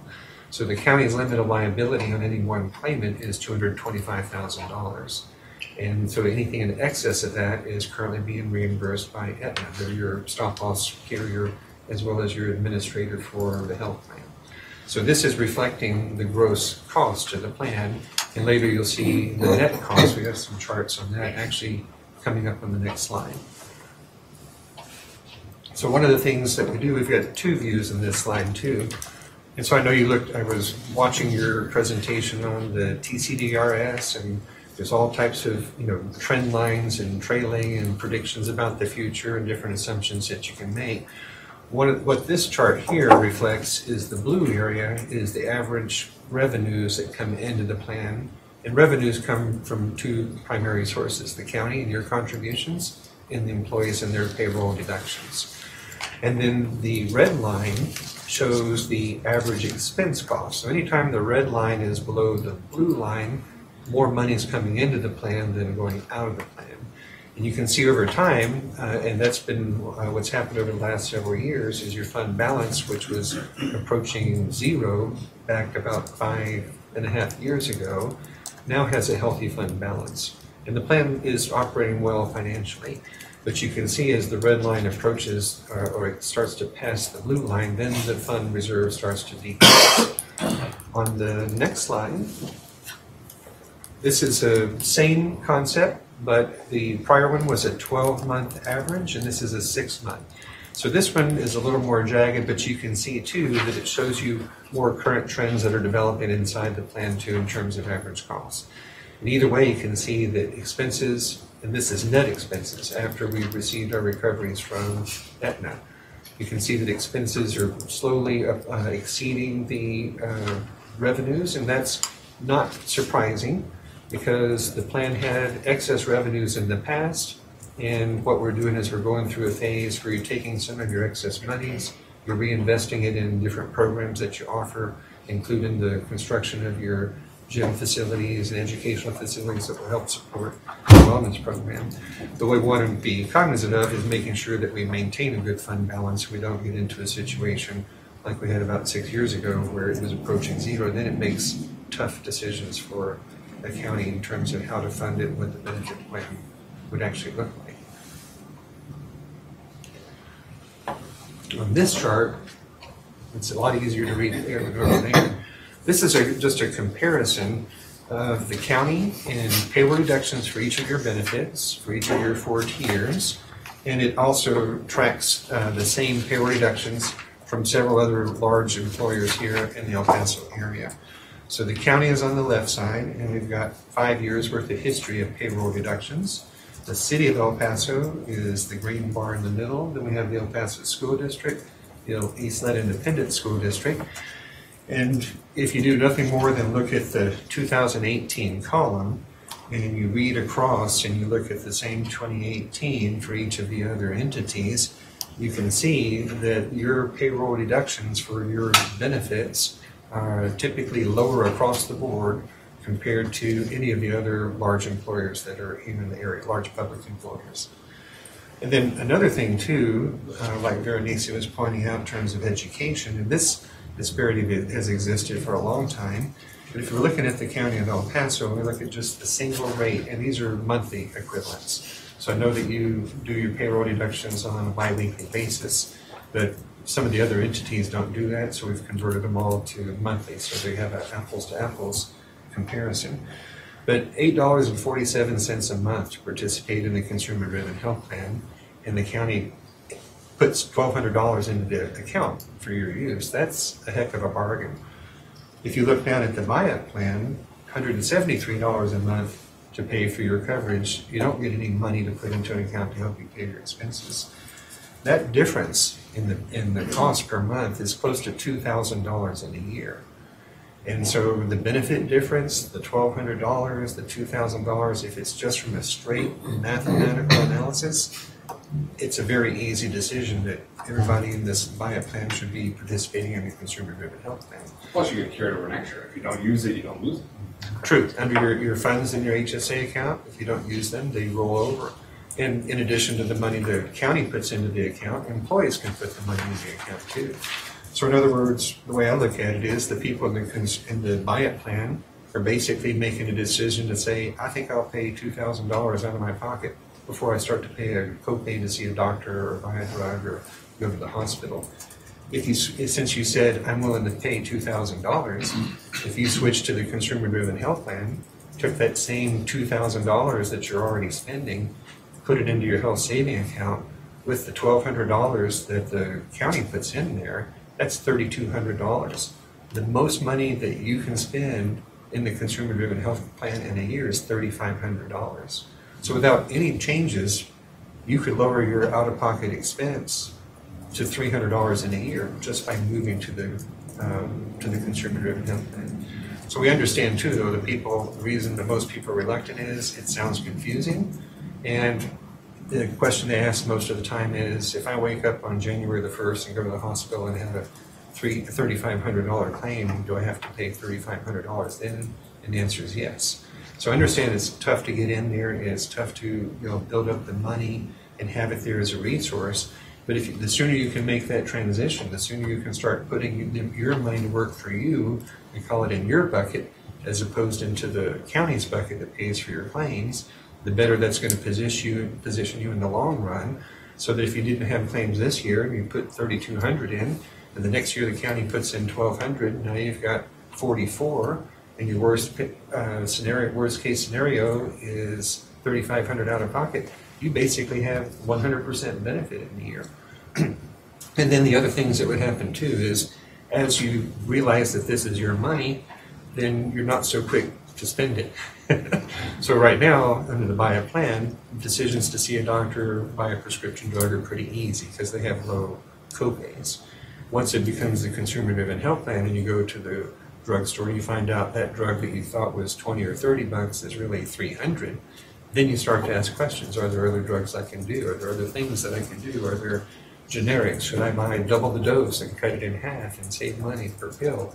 Things like that. So it starts to make you think like you do for every other goods and service that you can consume. The other thing too that I would point out here is, like you also notice on the enrollment chart, your enrollment has been growing over time, and it's at the highest level in terms of employees that are participating. And what that may be indicative of too is, as you look at some of just the other major employers, and employees are making their decision at open enrollment time, and they're deciding, should I enroll into my spouse's plan or should I enroll into the county's plan? When you start to see that we're the most competitive plan in terms of benefits and rates, people start to migrate into our plan. So there's a lot of things that you can see in the charts and the facts and the figures that are being presented that explain why things are changed in the way they are. The county's done a very good job of managing the plan.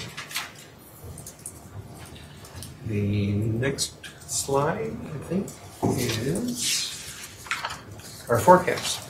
So each month, We take updated claims information, we assess the risk, we look at a lot of different factors, and we present a forecast for the risk pool board as an early warning to say, if we had to make a decision today on what to do, and we weren't going to change any of the things that we're doing, then what would be the needed funding for the next year, which is the year 2019. So essentially, here in May, we're trying to predict the cost of the health plan all the way through December of 2019. And right now, and there's some conservative assumptions in there based on medical inflation, trend, et cetera. Right now, though, if there were no changes based on the frequency of claims and the size of claims, the math would call for a 10% increase in funding. So 10% would be over the entire plan, and that would be for the actual calendar year 2019, not necessarily impact on your fiscal year as it comes up, because your fiscal year still has 3 years of this plan, or 3 months of this plan year, and 9 months that would overlap into 2019. So as the information comes in, we'll continue to update the forecast so that as you work through your budget process, we can bring you the latest information. Simultaneously, you're also in the middle of soliciting proposals. The contracts that you have with Aetna expire with no extensions at the end of 2018. So the county is in the process of soliciting proposals for review, and all of the factors that Berenice mentioned earlier too, such as preference for a narrow network using University Medical Center, access to providers in Mexico. These are all things that are built into the solicitation as well, so that whoever we select at the end of the process will meet the needs of the county going forward. So some of the, I don't expect there to be quantum shifts in the cost for the various vendors because the plan is self-insured, and we're certainly not going to pick something that makes us go backwards, but you're already pretty much, you can see how you perform against your peers here in the local area. So there could be some concepts or negotiating reimbursement rate strategies that various vendors may have with hospitals, doctors, prescription drug benefits as well that could help lower the cost as we move forward. But we won't know that until the process moves forward. And I would think that our timeline would call that somewhere around July, we should be at the point where information is coming back to the court for approval as far as that process goes. And I guess that summarizes that. Thank you, Randy. So, Judge, Commissioner, so the purpose again of this particular presentation is not to make a decision on rates or anything. We're still too early. There's a lot of things that could happen. But we did want to bring everything to your attention on what we're doing with the risk pool board, how we're vetting particular programs, what we're looking to try to implement for 2019.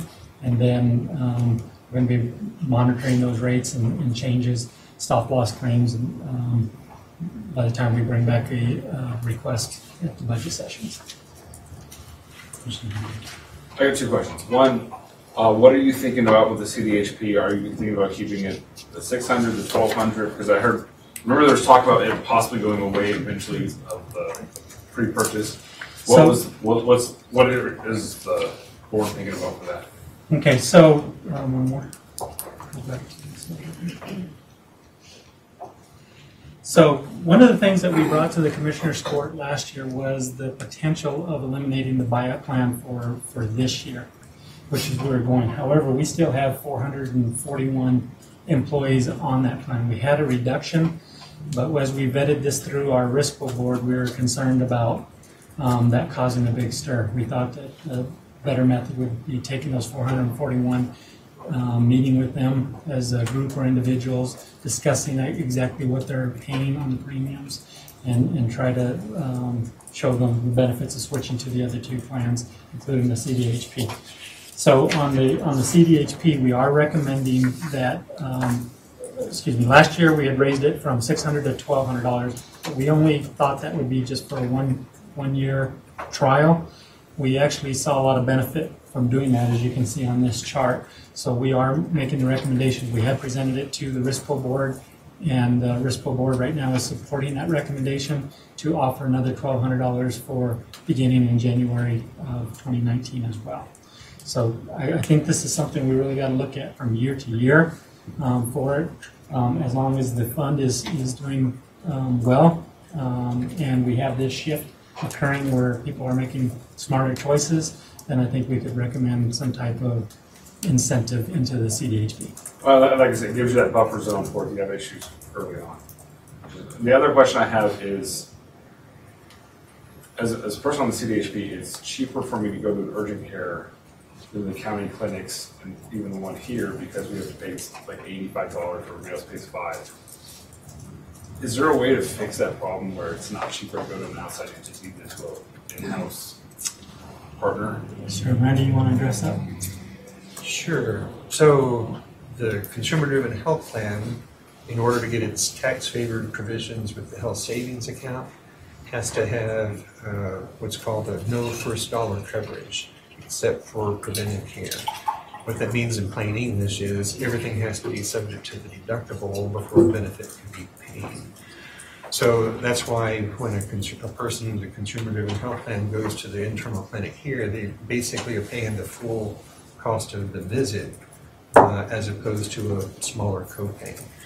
Now, a person in the consumer-driven health plan can certainly use the clinic here, and they could also go to an urgent care facility. I think you would find just a basic visit at an urgent care facility to be more costly than visiting the clinic here locally.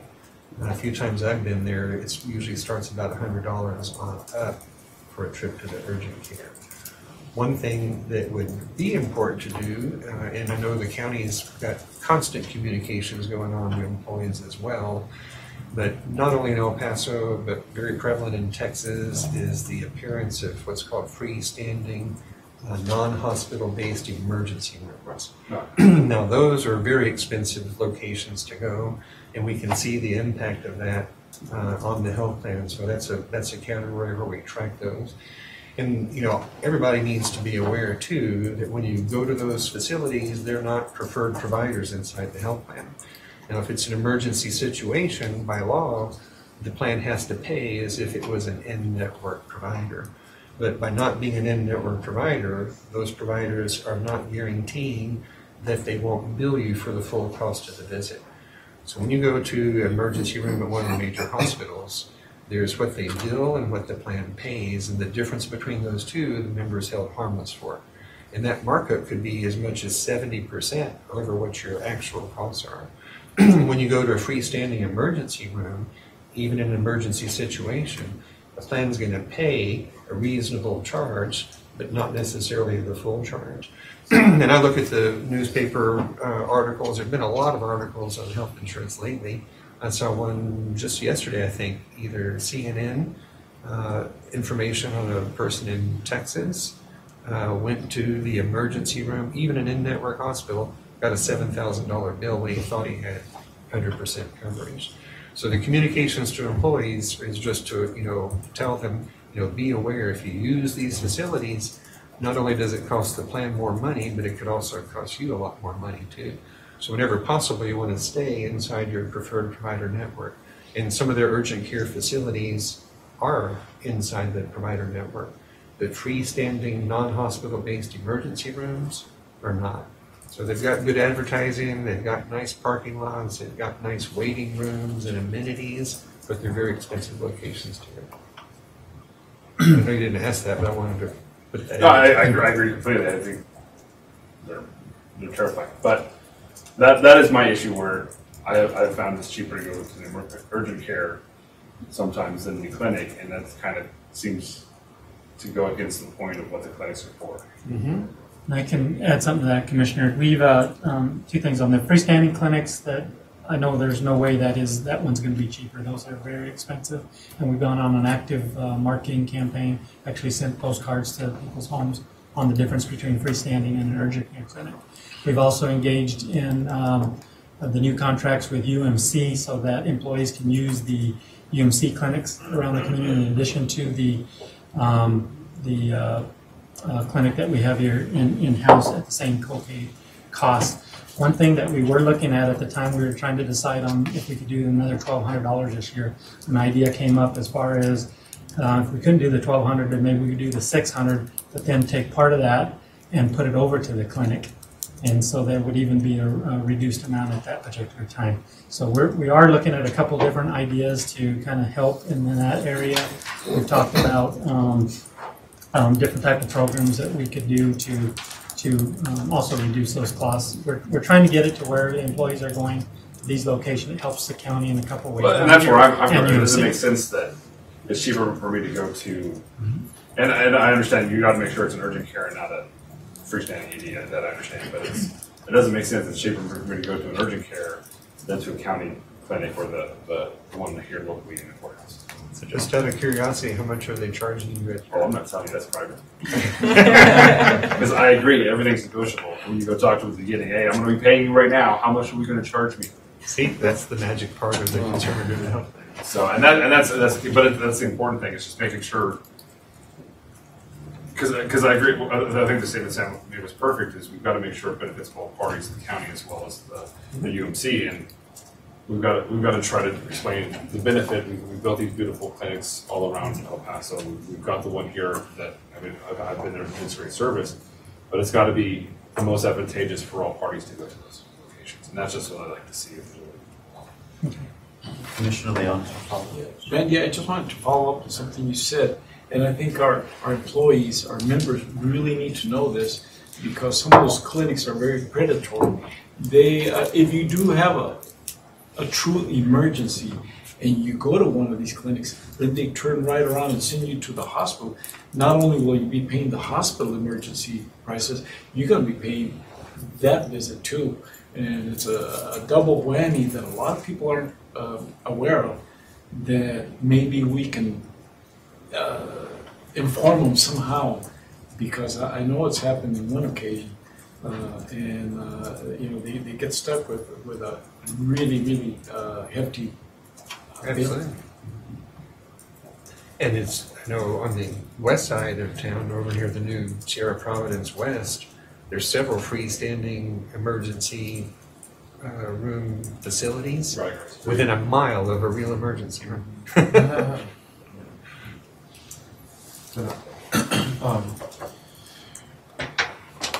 So if you're not on the buy-up or the core plan, and you go to one of the clinics like the one here, it's a $5 copay right now? Yes. Right?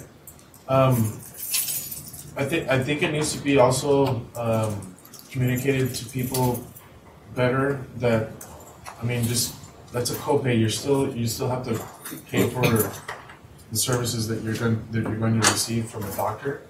I think some people are under the understanding that the $5 copay is what you're going to pay if you go to the clinic, and that's how you're going to pay. I've had some people come into me that work at the county, and they have gone to the clinic and they pay the $5, but then all of a sudden, they're hit with a $500 bill, and they're like, "Wait a second, I thought it was only $5." Obviously, we understand that you have to pay for the services. The copay is just to get you in the door to be able to see the provider, right? But I think it may need to be communicated a little bit better to folks that this is what a copay is, and then you're still going to have to pay for the services afterward.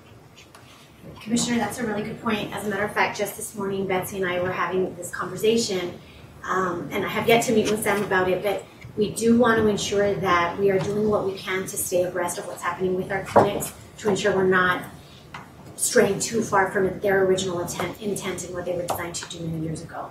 And so we're starting to see a little bit more of what you just described happen. And so I can assure you we're going to look into that. And whether it's a communication thing or whether it's the way we're billing and a plan design thing, we need to. Well, and the other thing, and this is not on us at the county, but UMC has a terrible billing cycle. There's people that have brought bills to me that 2 years later they're getting billed for a visit that they made to the. I got a $10 bill for like 2 years ago.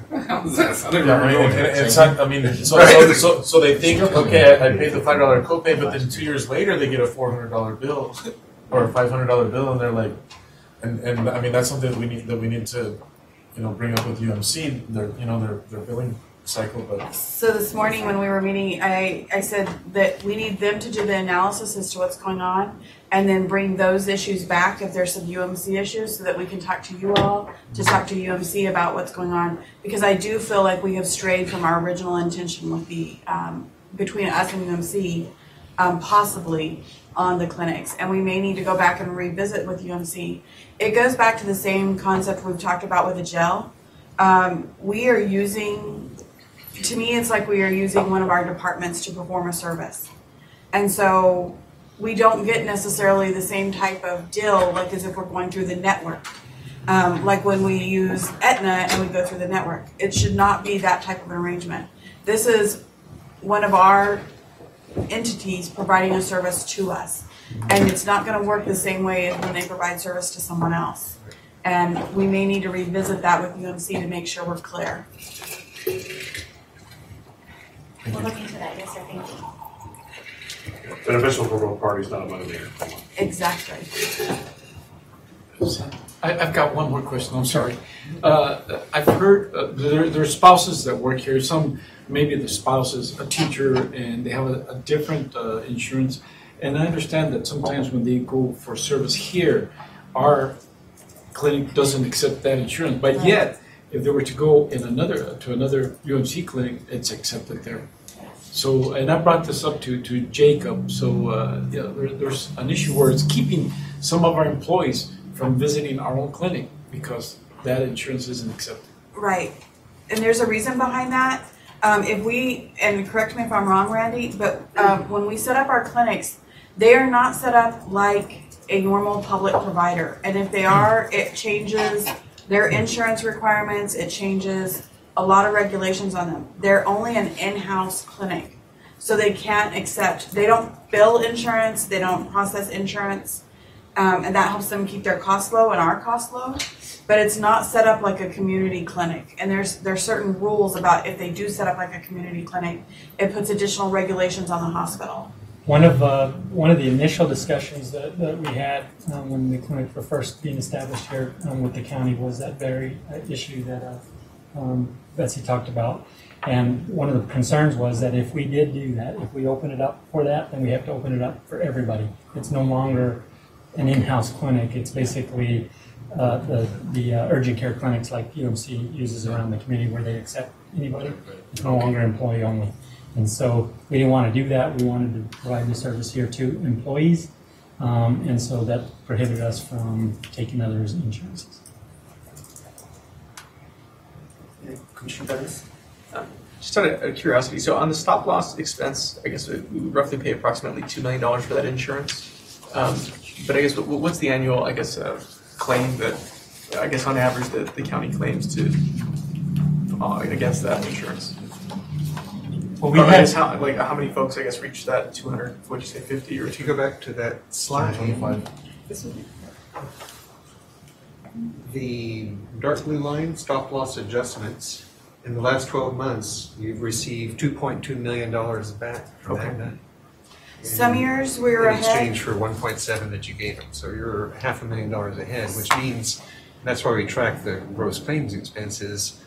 We will anticipate Aetna, or we're in a bid process. So all of the various bidders have access to the information. They're going to raise their and they're asking questions. Yep. So we're anticipating that the cost of reinsurance will go up.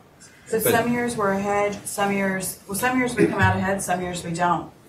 But we have had years when we didn't have it that we took really hard hits. We, if you remember on the chart, we dipped way down one year. That was the year that we had 10 stop loss claims within a month period of time, and all 10 of those were right under our $225,000 amount. So that was a significant hit to our fund. Right now, I believe we have 6 specific claims are in our stop loss bucket. It's kind of like our monitoring area that are over $50,000 and 2 that are over $225,000. One of those is already at $1.4 million. See, that's why I don't go to the doctor. That way I don't need to. I'm here for the county. So we do watch that. In a couple of years, we were actually at advantage because we would have, if the insurance wouldn't have stepped in on the stop loss and covered that, then we would have taken a pretty good hit on our plan. A couple other years, we only had a couple for the entire year, and we actually lost in that deal because our premiums were, I believe our premiums are about 1.4 or 8 million, 1.8 million. Yes. On the stop loss, so we actually lost in that case. So the benefit of having a stop loss, though, is that we know what our cost is going to be, and we can account for any of those radical changes. You just never know from one day to the next one. Somebody's going to have a major cost. Thank you. Other questions? Thank you for the presentation. Thanks for being here.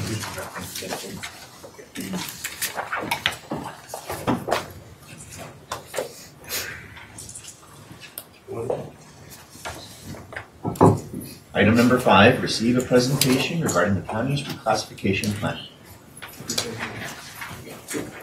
Good morning, Judge and Commissioners. Melissa Carrillo with HR. This is my last presentation, I promise. With me, I have Miss Elsie West, and we also have our senior HR generalist, Mr. Jesus Alvarado, who will be sitting with us as well. And so before I turn this over to Elsie, Elsie's presenting, so I need her to be.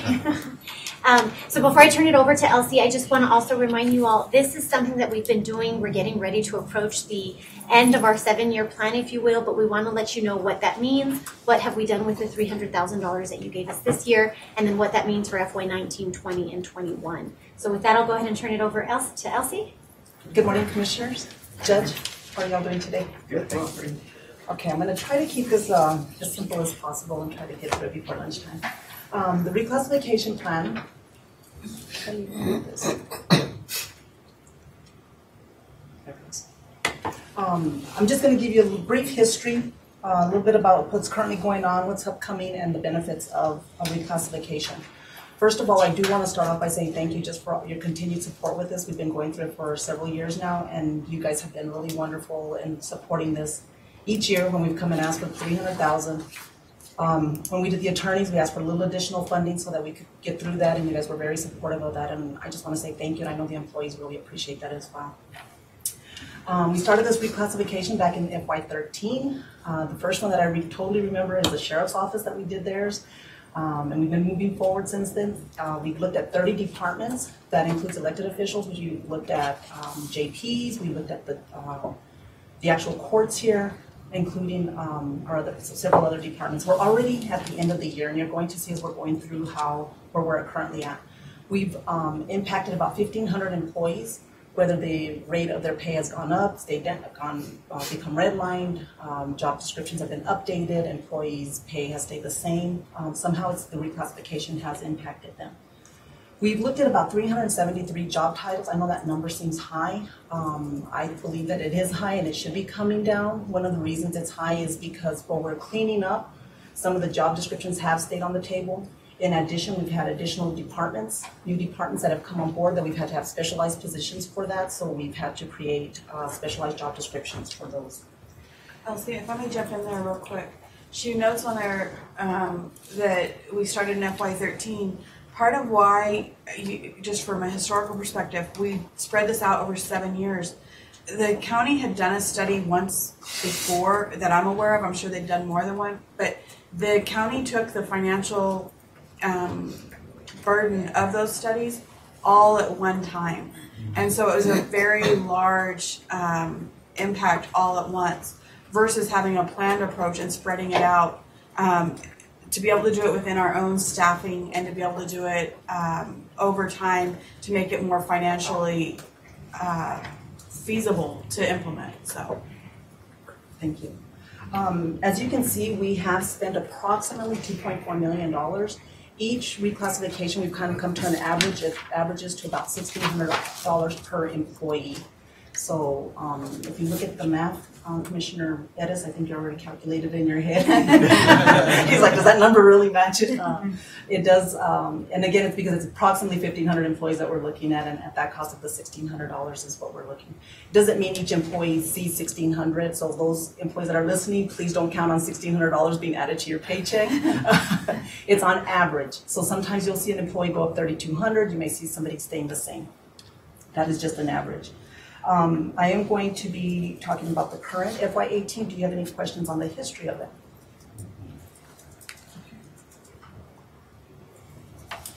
Currently, we just finished FY18. I'm actually, I don't want to say I'm proud of it, but I'm actually very happy that we completed it prior to in the past. It would take me almost a full year to do a full reclassification for that year. So I'm actually like jumping for joy that FY18 has been completed. We did the county clerks and district clerks. While it did come in a little under 300,000, it's because they have special revenue positions. The actual cost for the county clerks and district clerks did come in a little over 300,000, but the special revenue was impacted and not the total general, the general fund. Do you have any questions on that? The tax office had a position that we weren't able to look at when we actually reclassified them, and it's because they had a position that was very similar to the county clerks and district clerks. So I held off on reclassifying that position until we did the county clerks and district clerks, and at this time there is an impact to that position. What I would like to request is at this time is we do have the 7,300, and what we're planning to do with that is we have some FY19 budget requests that are asking for a reclassification. I'm going to try to use that funding so that we can take care of some of that before the actual budget of FY19.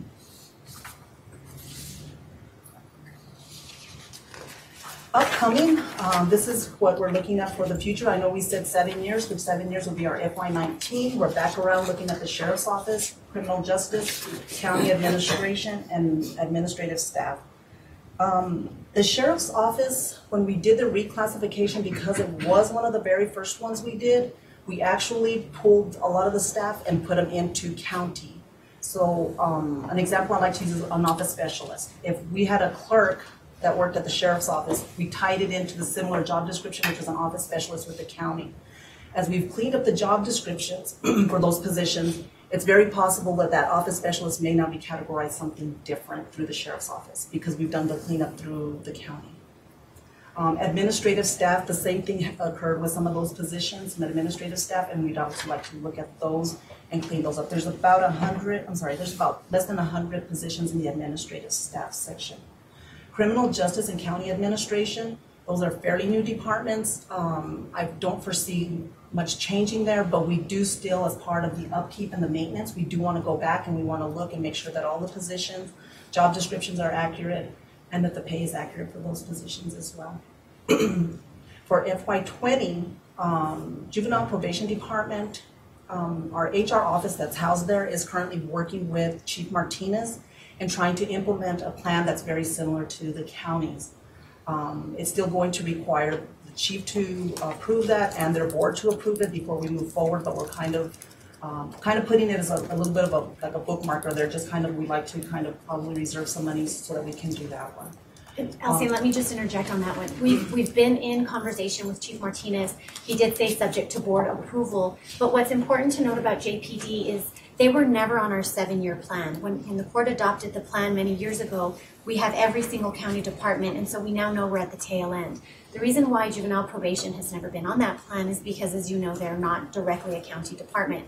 But as we continue to provide services for them, and as we continue to serve as their fiscal agents, if it gets to the point that Chief Martinez wants to utilize this, they'll be before you anyway asking for those funds.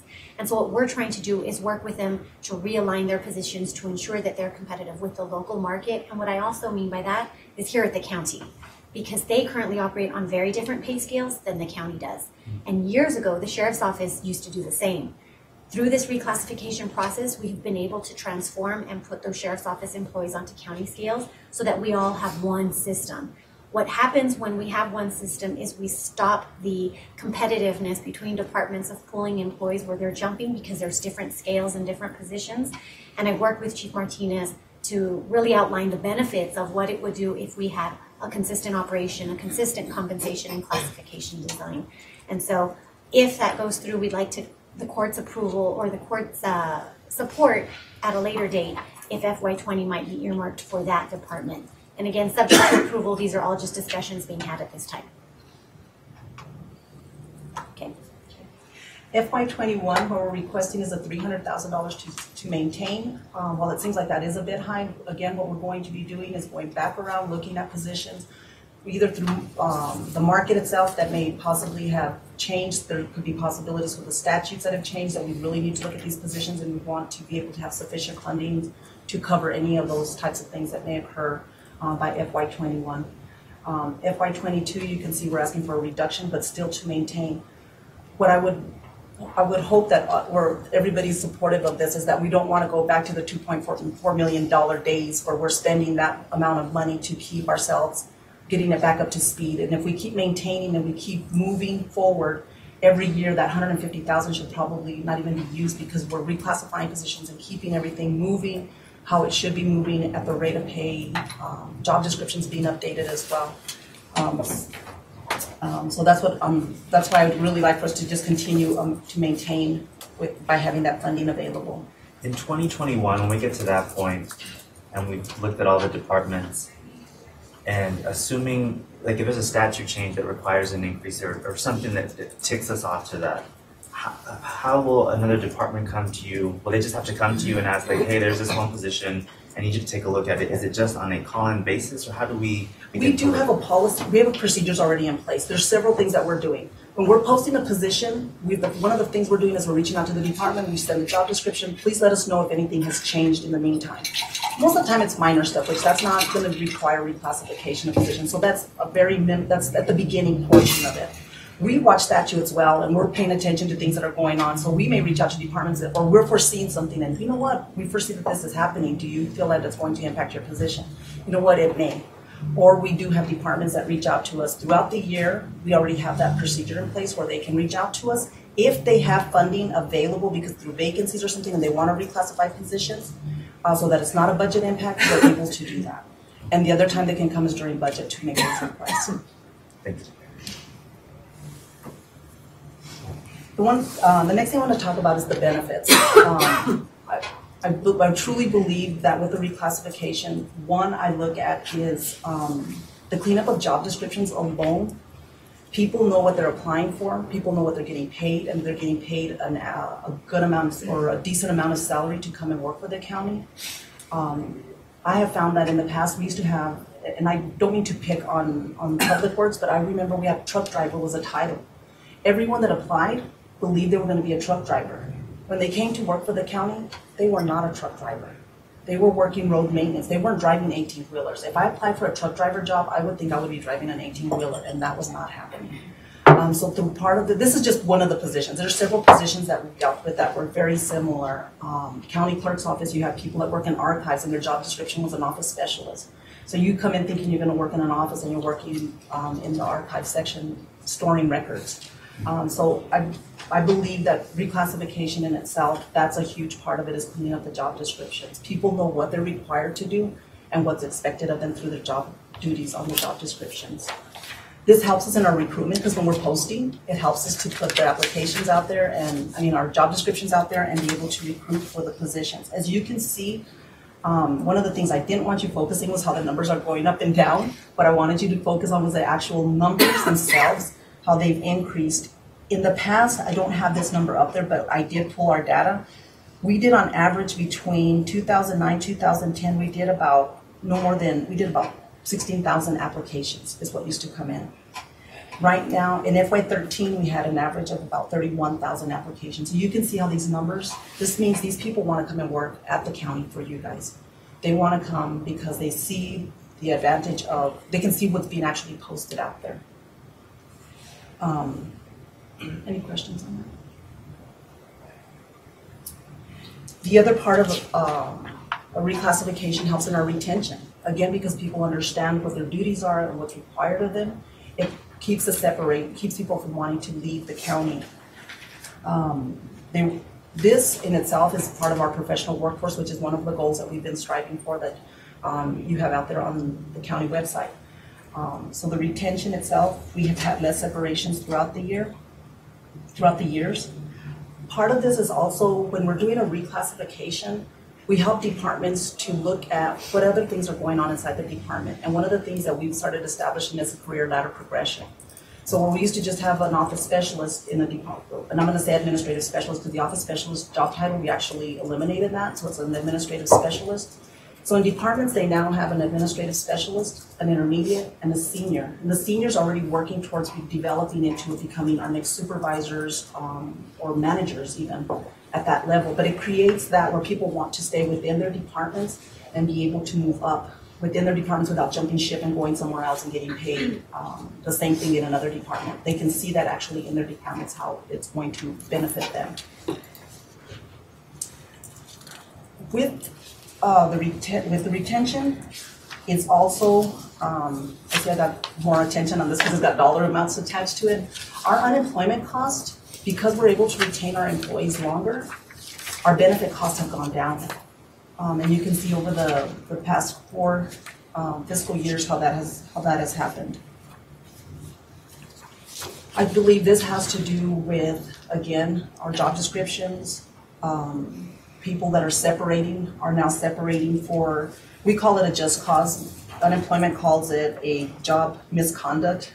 So employees are less likely to get unemployment benefits because of this, because of the way we set up our structure with our job descriptions. Before we move off this slide, Elsie, the big benefit to reclassification, the sole purpose why we do it is to ensure people are paid for what they are doing.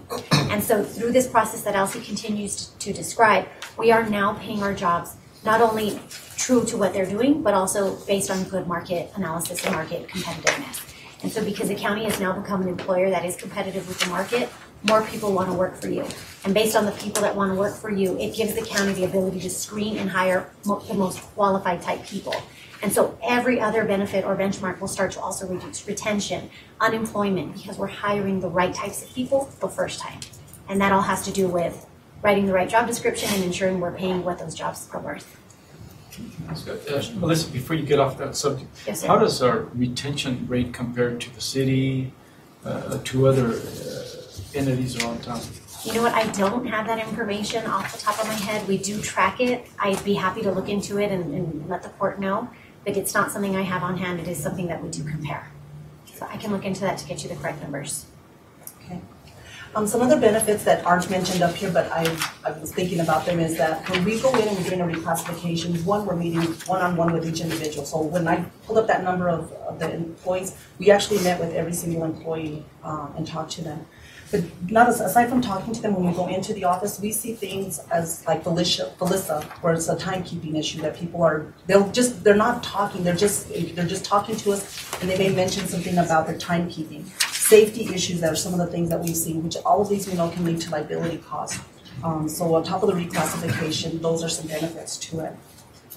That concludes my presentation. Overall, I think this shows your support of the reclassification, I really believe, shows your employees that you care about them. And it shows the community when they're applying for positions that this is an organization to come and work for, because their judge and their commissioners do truly care about them. Do you have any questions for me? That was very helpful information to see. I mean, it kind of ties into what we discussed in the TCDRS presentation, and jobs that have merged, somebody separated the county, someone is now carrying are doing more, but more efficiently potentially, and so now we're seeing that we're paying those employees that they should get paid. So. And I think, I mean, even though you may not have the specific numbers for other entities, I think the fact that the separations have gone down and the fact that we're paying less in unemployment in a more competitive job environment because unemployment has decreased in the community, I think is a good indication that we're being very competitive in a tightening labor market. And I think we're very efficient. I mean, one of the things that I have found is that our employees are required to do a variety of things. They don't just come in, and I'm going to look at like the electricians. They're just not an electrician doing electrical work. They're putting up walls, they're doing plumbing, they're doing other additional things, but we're paying them a decent wage for that type of work that we're requiring. So they're actually skilled in many areas versus just one area. You have an admin person coming in, they're not just at a computer answering calls, typing memos, they're providing data, statistical information, they're doing additional work than what's required when an actual similar type job description, the title would be elsewhere in the community, so. Thank you. Thank you so much. Appreciate it. Thank you. Thank you all.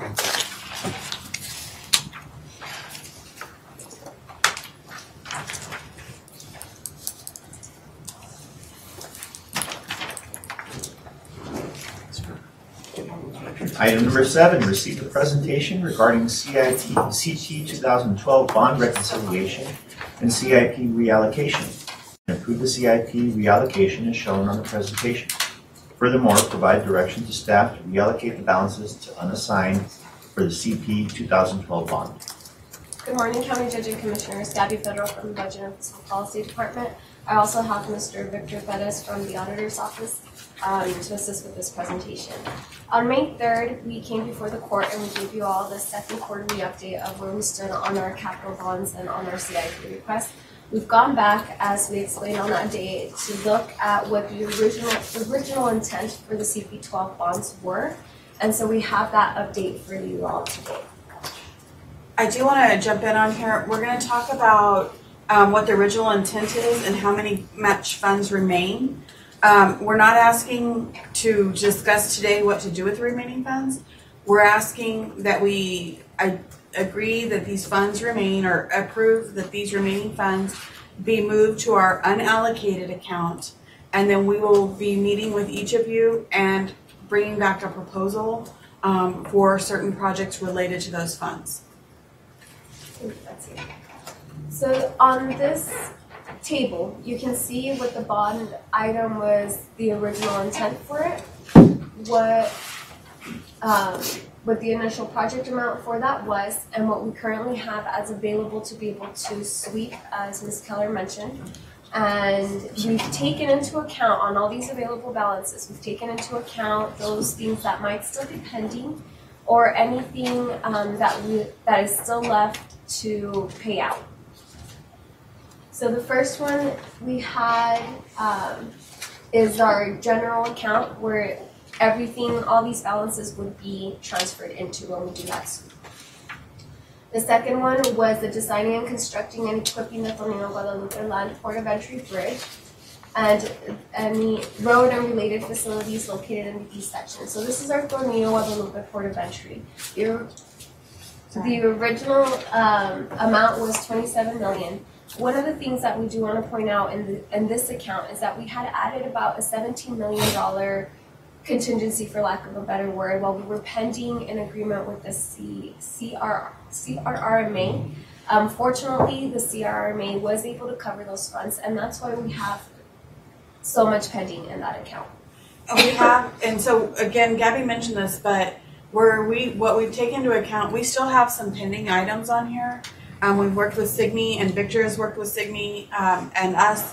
The available balance does leave funding to finish up projects that are still pending, including things like the bridge cap, the levee, depression, and some land title work that needs to be done, a road, some things like that are still pending.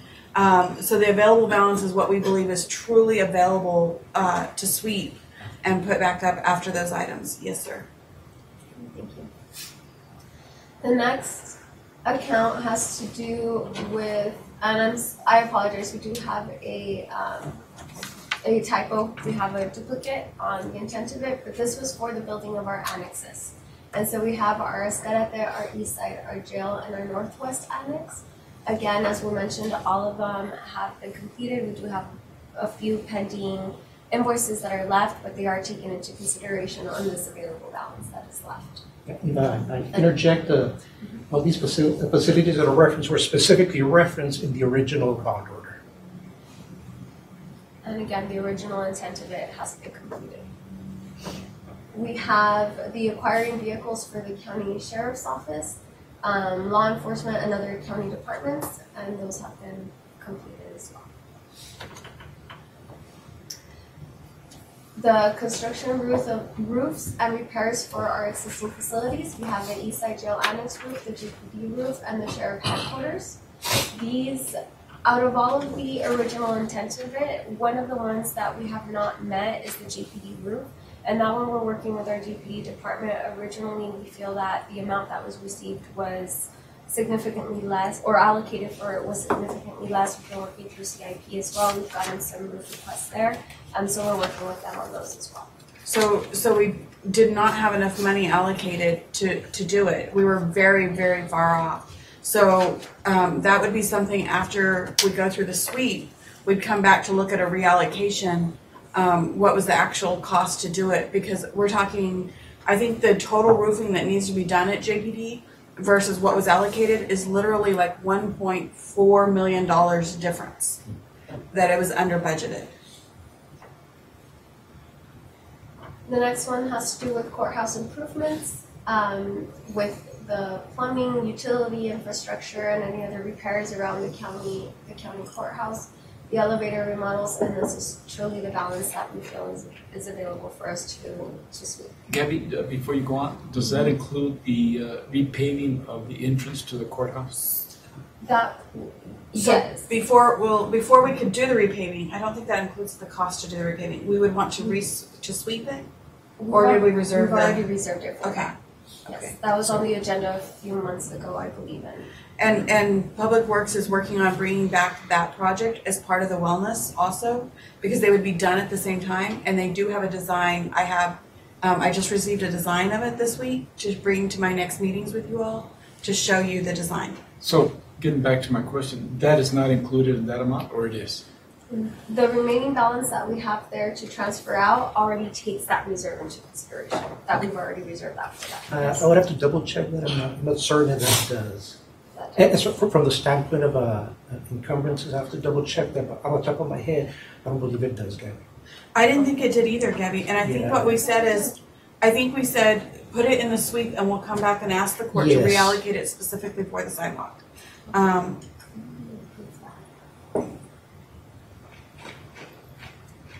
We'll double check and send the court. Thank you. Thank you, Commissioner. The ERP system is the next one that we have on the list, and that one we have also completed its purpose. We have quite the countywide account. We use it as a broad. This is for acquiring furniture, fixtures, and equipment for the county sheriffs, law enforcement, correction facilities, and any other county departments. So we do have $487,000 remaining. The CP25 radios, that was a project that was done, and we've completed its intent.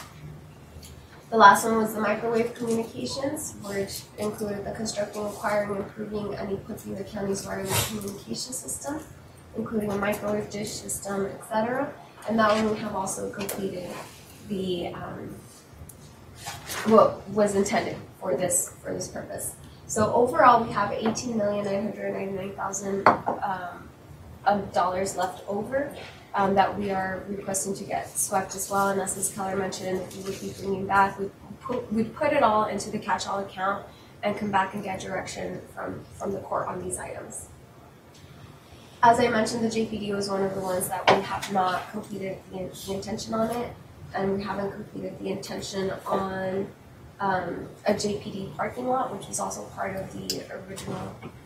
It was actually JPD parking. It wasn't necessarily a parking lot. Did you have something on that, Victor? Okay, yeah, I know that they have some parking lot outlays that were paid through other fundings, which the JPD paid it out of their own budget years back.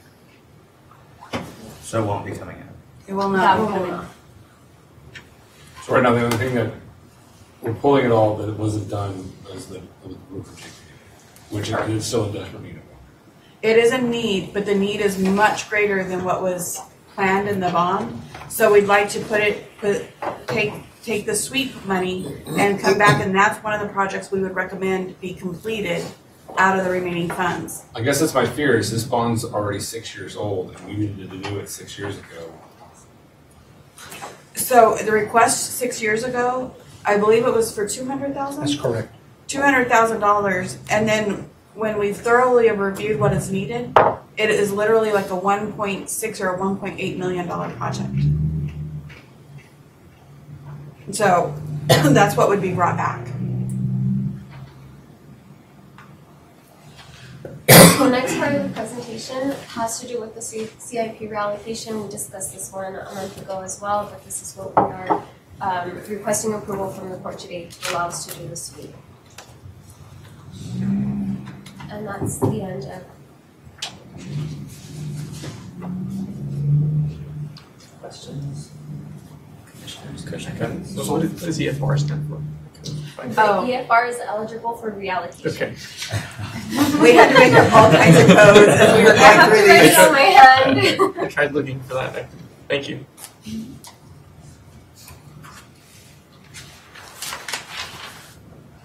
Doesn't seem like there's any questions. Where the item allows us to approve the CIP reallocation as shown and provide direction on the reallocation of the balances for the 2012 bond. And so I've got a question, Judge.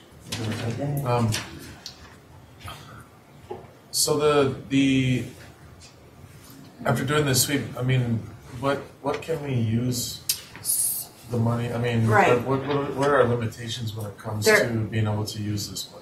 Yes, sir. There are specific limitations to using this money. It can only be used for what was, basically it needs to first be used for what was identified in the bond. And luckily, this bond order was written fairly broad, and there are some projects in there that have not been completed. They weren't specifically identified, but the order was written to include them. Things like acquiring space downtown. As you all know, we're working on a project for that. This would be a funding source for that. If we acquire it allows for annexes to be built under this fund. It allows. Let me stop you on that. You know, the acquiring the space downtown issue. I know that it's where the plan is. We're looking at possibly the A building downtown, yes, sir. So you know, there are a number of buildings that are up for grabs right now that are being auctioned off as part of a bankruptcy proceeding, right?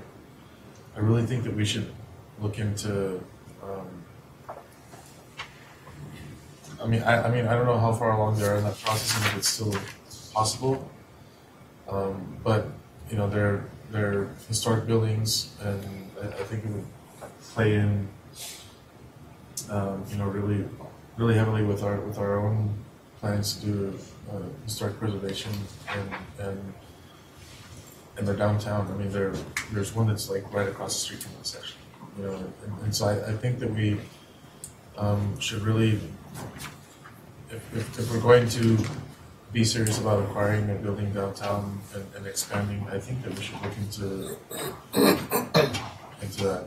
that. All the options that are available right now. And I mean, they could be unavailable soon. I mean, like I said, I don't know where they are in that process, but I think that we should start looking at that. Okay. I don't know exactly where they're at in the bankruptcy process. Let me find out from legal on where that process stands, and then let me place an item on for Commissioners Court for discussion for property acquisition, and let me get some, do some research. It won't take us long. I think it's all readily available about what properties are available, valuations, things like that, and put it on for executive session for an upcoming Commissioners Court. Okay. Thank you. Commissioner Leon, did you have any comments on? No. Okay.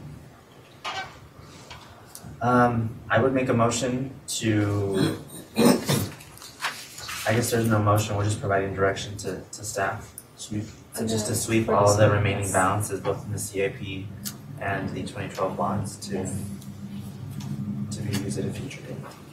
So what's the total numbers? Because it's 1899 plus the 1.3. So the 1.3 is our CIP. What we normally will do, that's our penny CIP money. So what we normally do is we always look at what's available, and then this year before we bring you the CIP recommendations for FY18, or actually for FY19, we'll include those available funds to try to get more of those between $5,000 and $500,000 projects completed.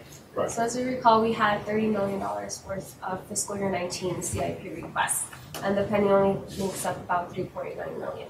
So when we come back, we take these sweeps into consideration, when we bring back the recommendation. The ones for just the penny, not, For this one, yes. So yeah, that would be in addition to the 18.9, sir. Now we do, the other thing we do, and part of what we'll be discussing when we go through the 2012 sweep, is we do go through all the CIP requests, and we look at the penny CIP request, and we look at, do any of them qualify under our old bonds? And if so, are they something we would normally finance? Are they high dollar ticket items? Like, as we've discussed before, we wouldn't bring a car to put on the bond, but there may be other items, and there's some things in the bond or in the CIP request, like the JPD roof was one that was in the CIP request. And it's like, no, move that to bond. It's a $1.8 million project. So, okay. And then we have the 07 bonds, right? Those 7 bonds have less than $1 million left, and there are ongoing projects with those. Okay. But we I've worked with Norma. She's bringing me back a plan in the next week on what exactly is going to finish up those projects and the funds. We are going to, one of the projects is the Gallegos Park project that we're working with El Paso Border Youth Athletic Association on. And so those, we may need a little bit more of those funds. There's also 2 other parks that we're going to discuss with you all about finishing up those funds to use. So it'd be Gallegos. We want to talk to you about using a portion of those for a park in Tornillo that has been completely neglected. We'd like to work on an interlocal similar we did in Fabens for that park. It definitely needs attention. And then we'd also like to discuss the desert acceptance area that has some funding available from, they have some funding available to help us put in possibly like a linear park and walkway or pathway that we'd like to see if the court would allow us to use some of those remaining funds from that bond so that we will have truly spread the use of that funding out over the entire community. So no issues with that, commissioners? I would think not, the sweep. I think there was a motion, wasn't there? Yes. Did you vote? Did you take the vote, Cedar? No, I wasn't sure if we It's posted for I think it's just guidance. Well, it says receive a presentation, and then it's also posted and it's approved the CIP reallocation as shown on the presentation. And then there's also further language that says, furthermore, provide direction to staff to reallocate the balances. To unassigned. Right. So. I have made a motion to unassign. Well, we're not directing staff to reallocate balances, we're just sweeping it. We're reallocating it to the unassigned account. Go back, Gabby, to the 2 slides up. Now, Victor, how does this play into the question I had? The way it would be, with your approval, all these funds are removed from the accounts for these specific projects, and it goes into what we call the unassigned account, which is like a holding account. So from there, it'll show the total amounts available to be reallocated to a specific project. So today's motion would just move that to the holding account per se. And we close out each one Within of the these. same bond fund, but now it's unallocating them and making them available to be allocated pending future action. Yeah, we cannot do anything with them until we come back to the court. This is just so you know what you have to work with. Yes. So these specific projects will not reflect those available balances anymore. It'll pretty much close them out. Yes, sir. So would you like to make a motion, Judge, to yes, reallocate to unassigned balances? Yes. Second. Commissioner Bettis? Aye. Commissioner Leon? Aye. Commissioner Stout? Aye. Commissioner Haggerty? Aye. Judge Vogt? Aye. Motion carries. And item number 8, pursuant to the Texas Local Government Code, section 115.021, audit and settle all accounts against the county shown on the attached listing and direct payment of those accounts.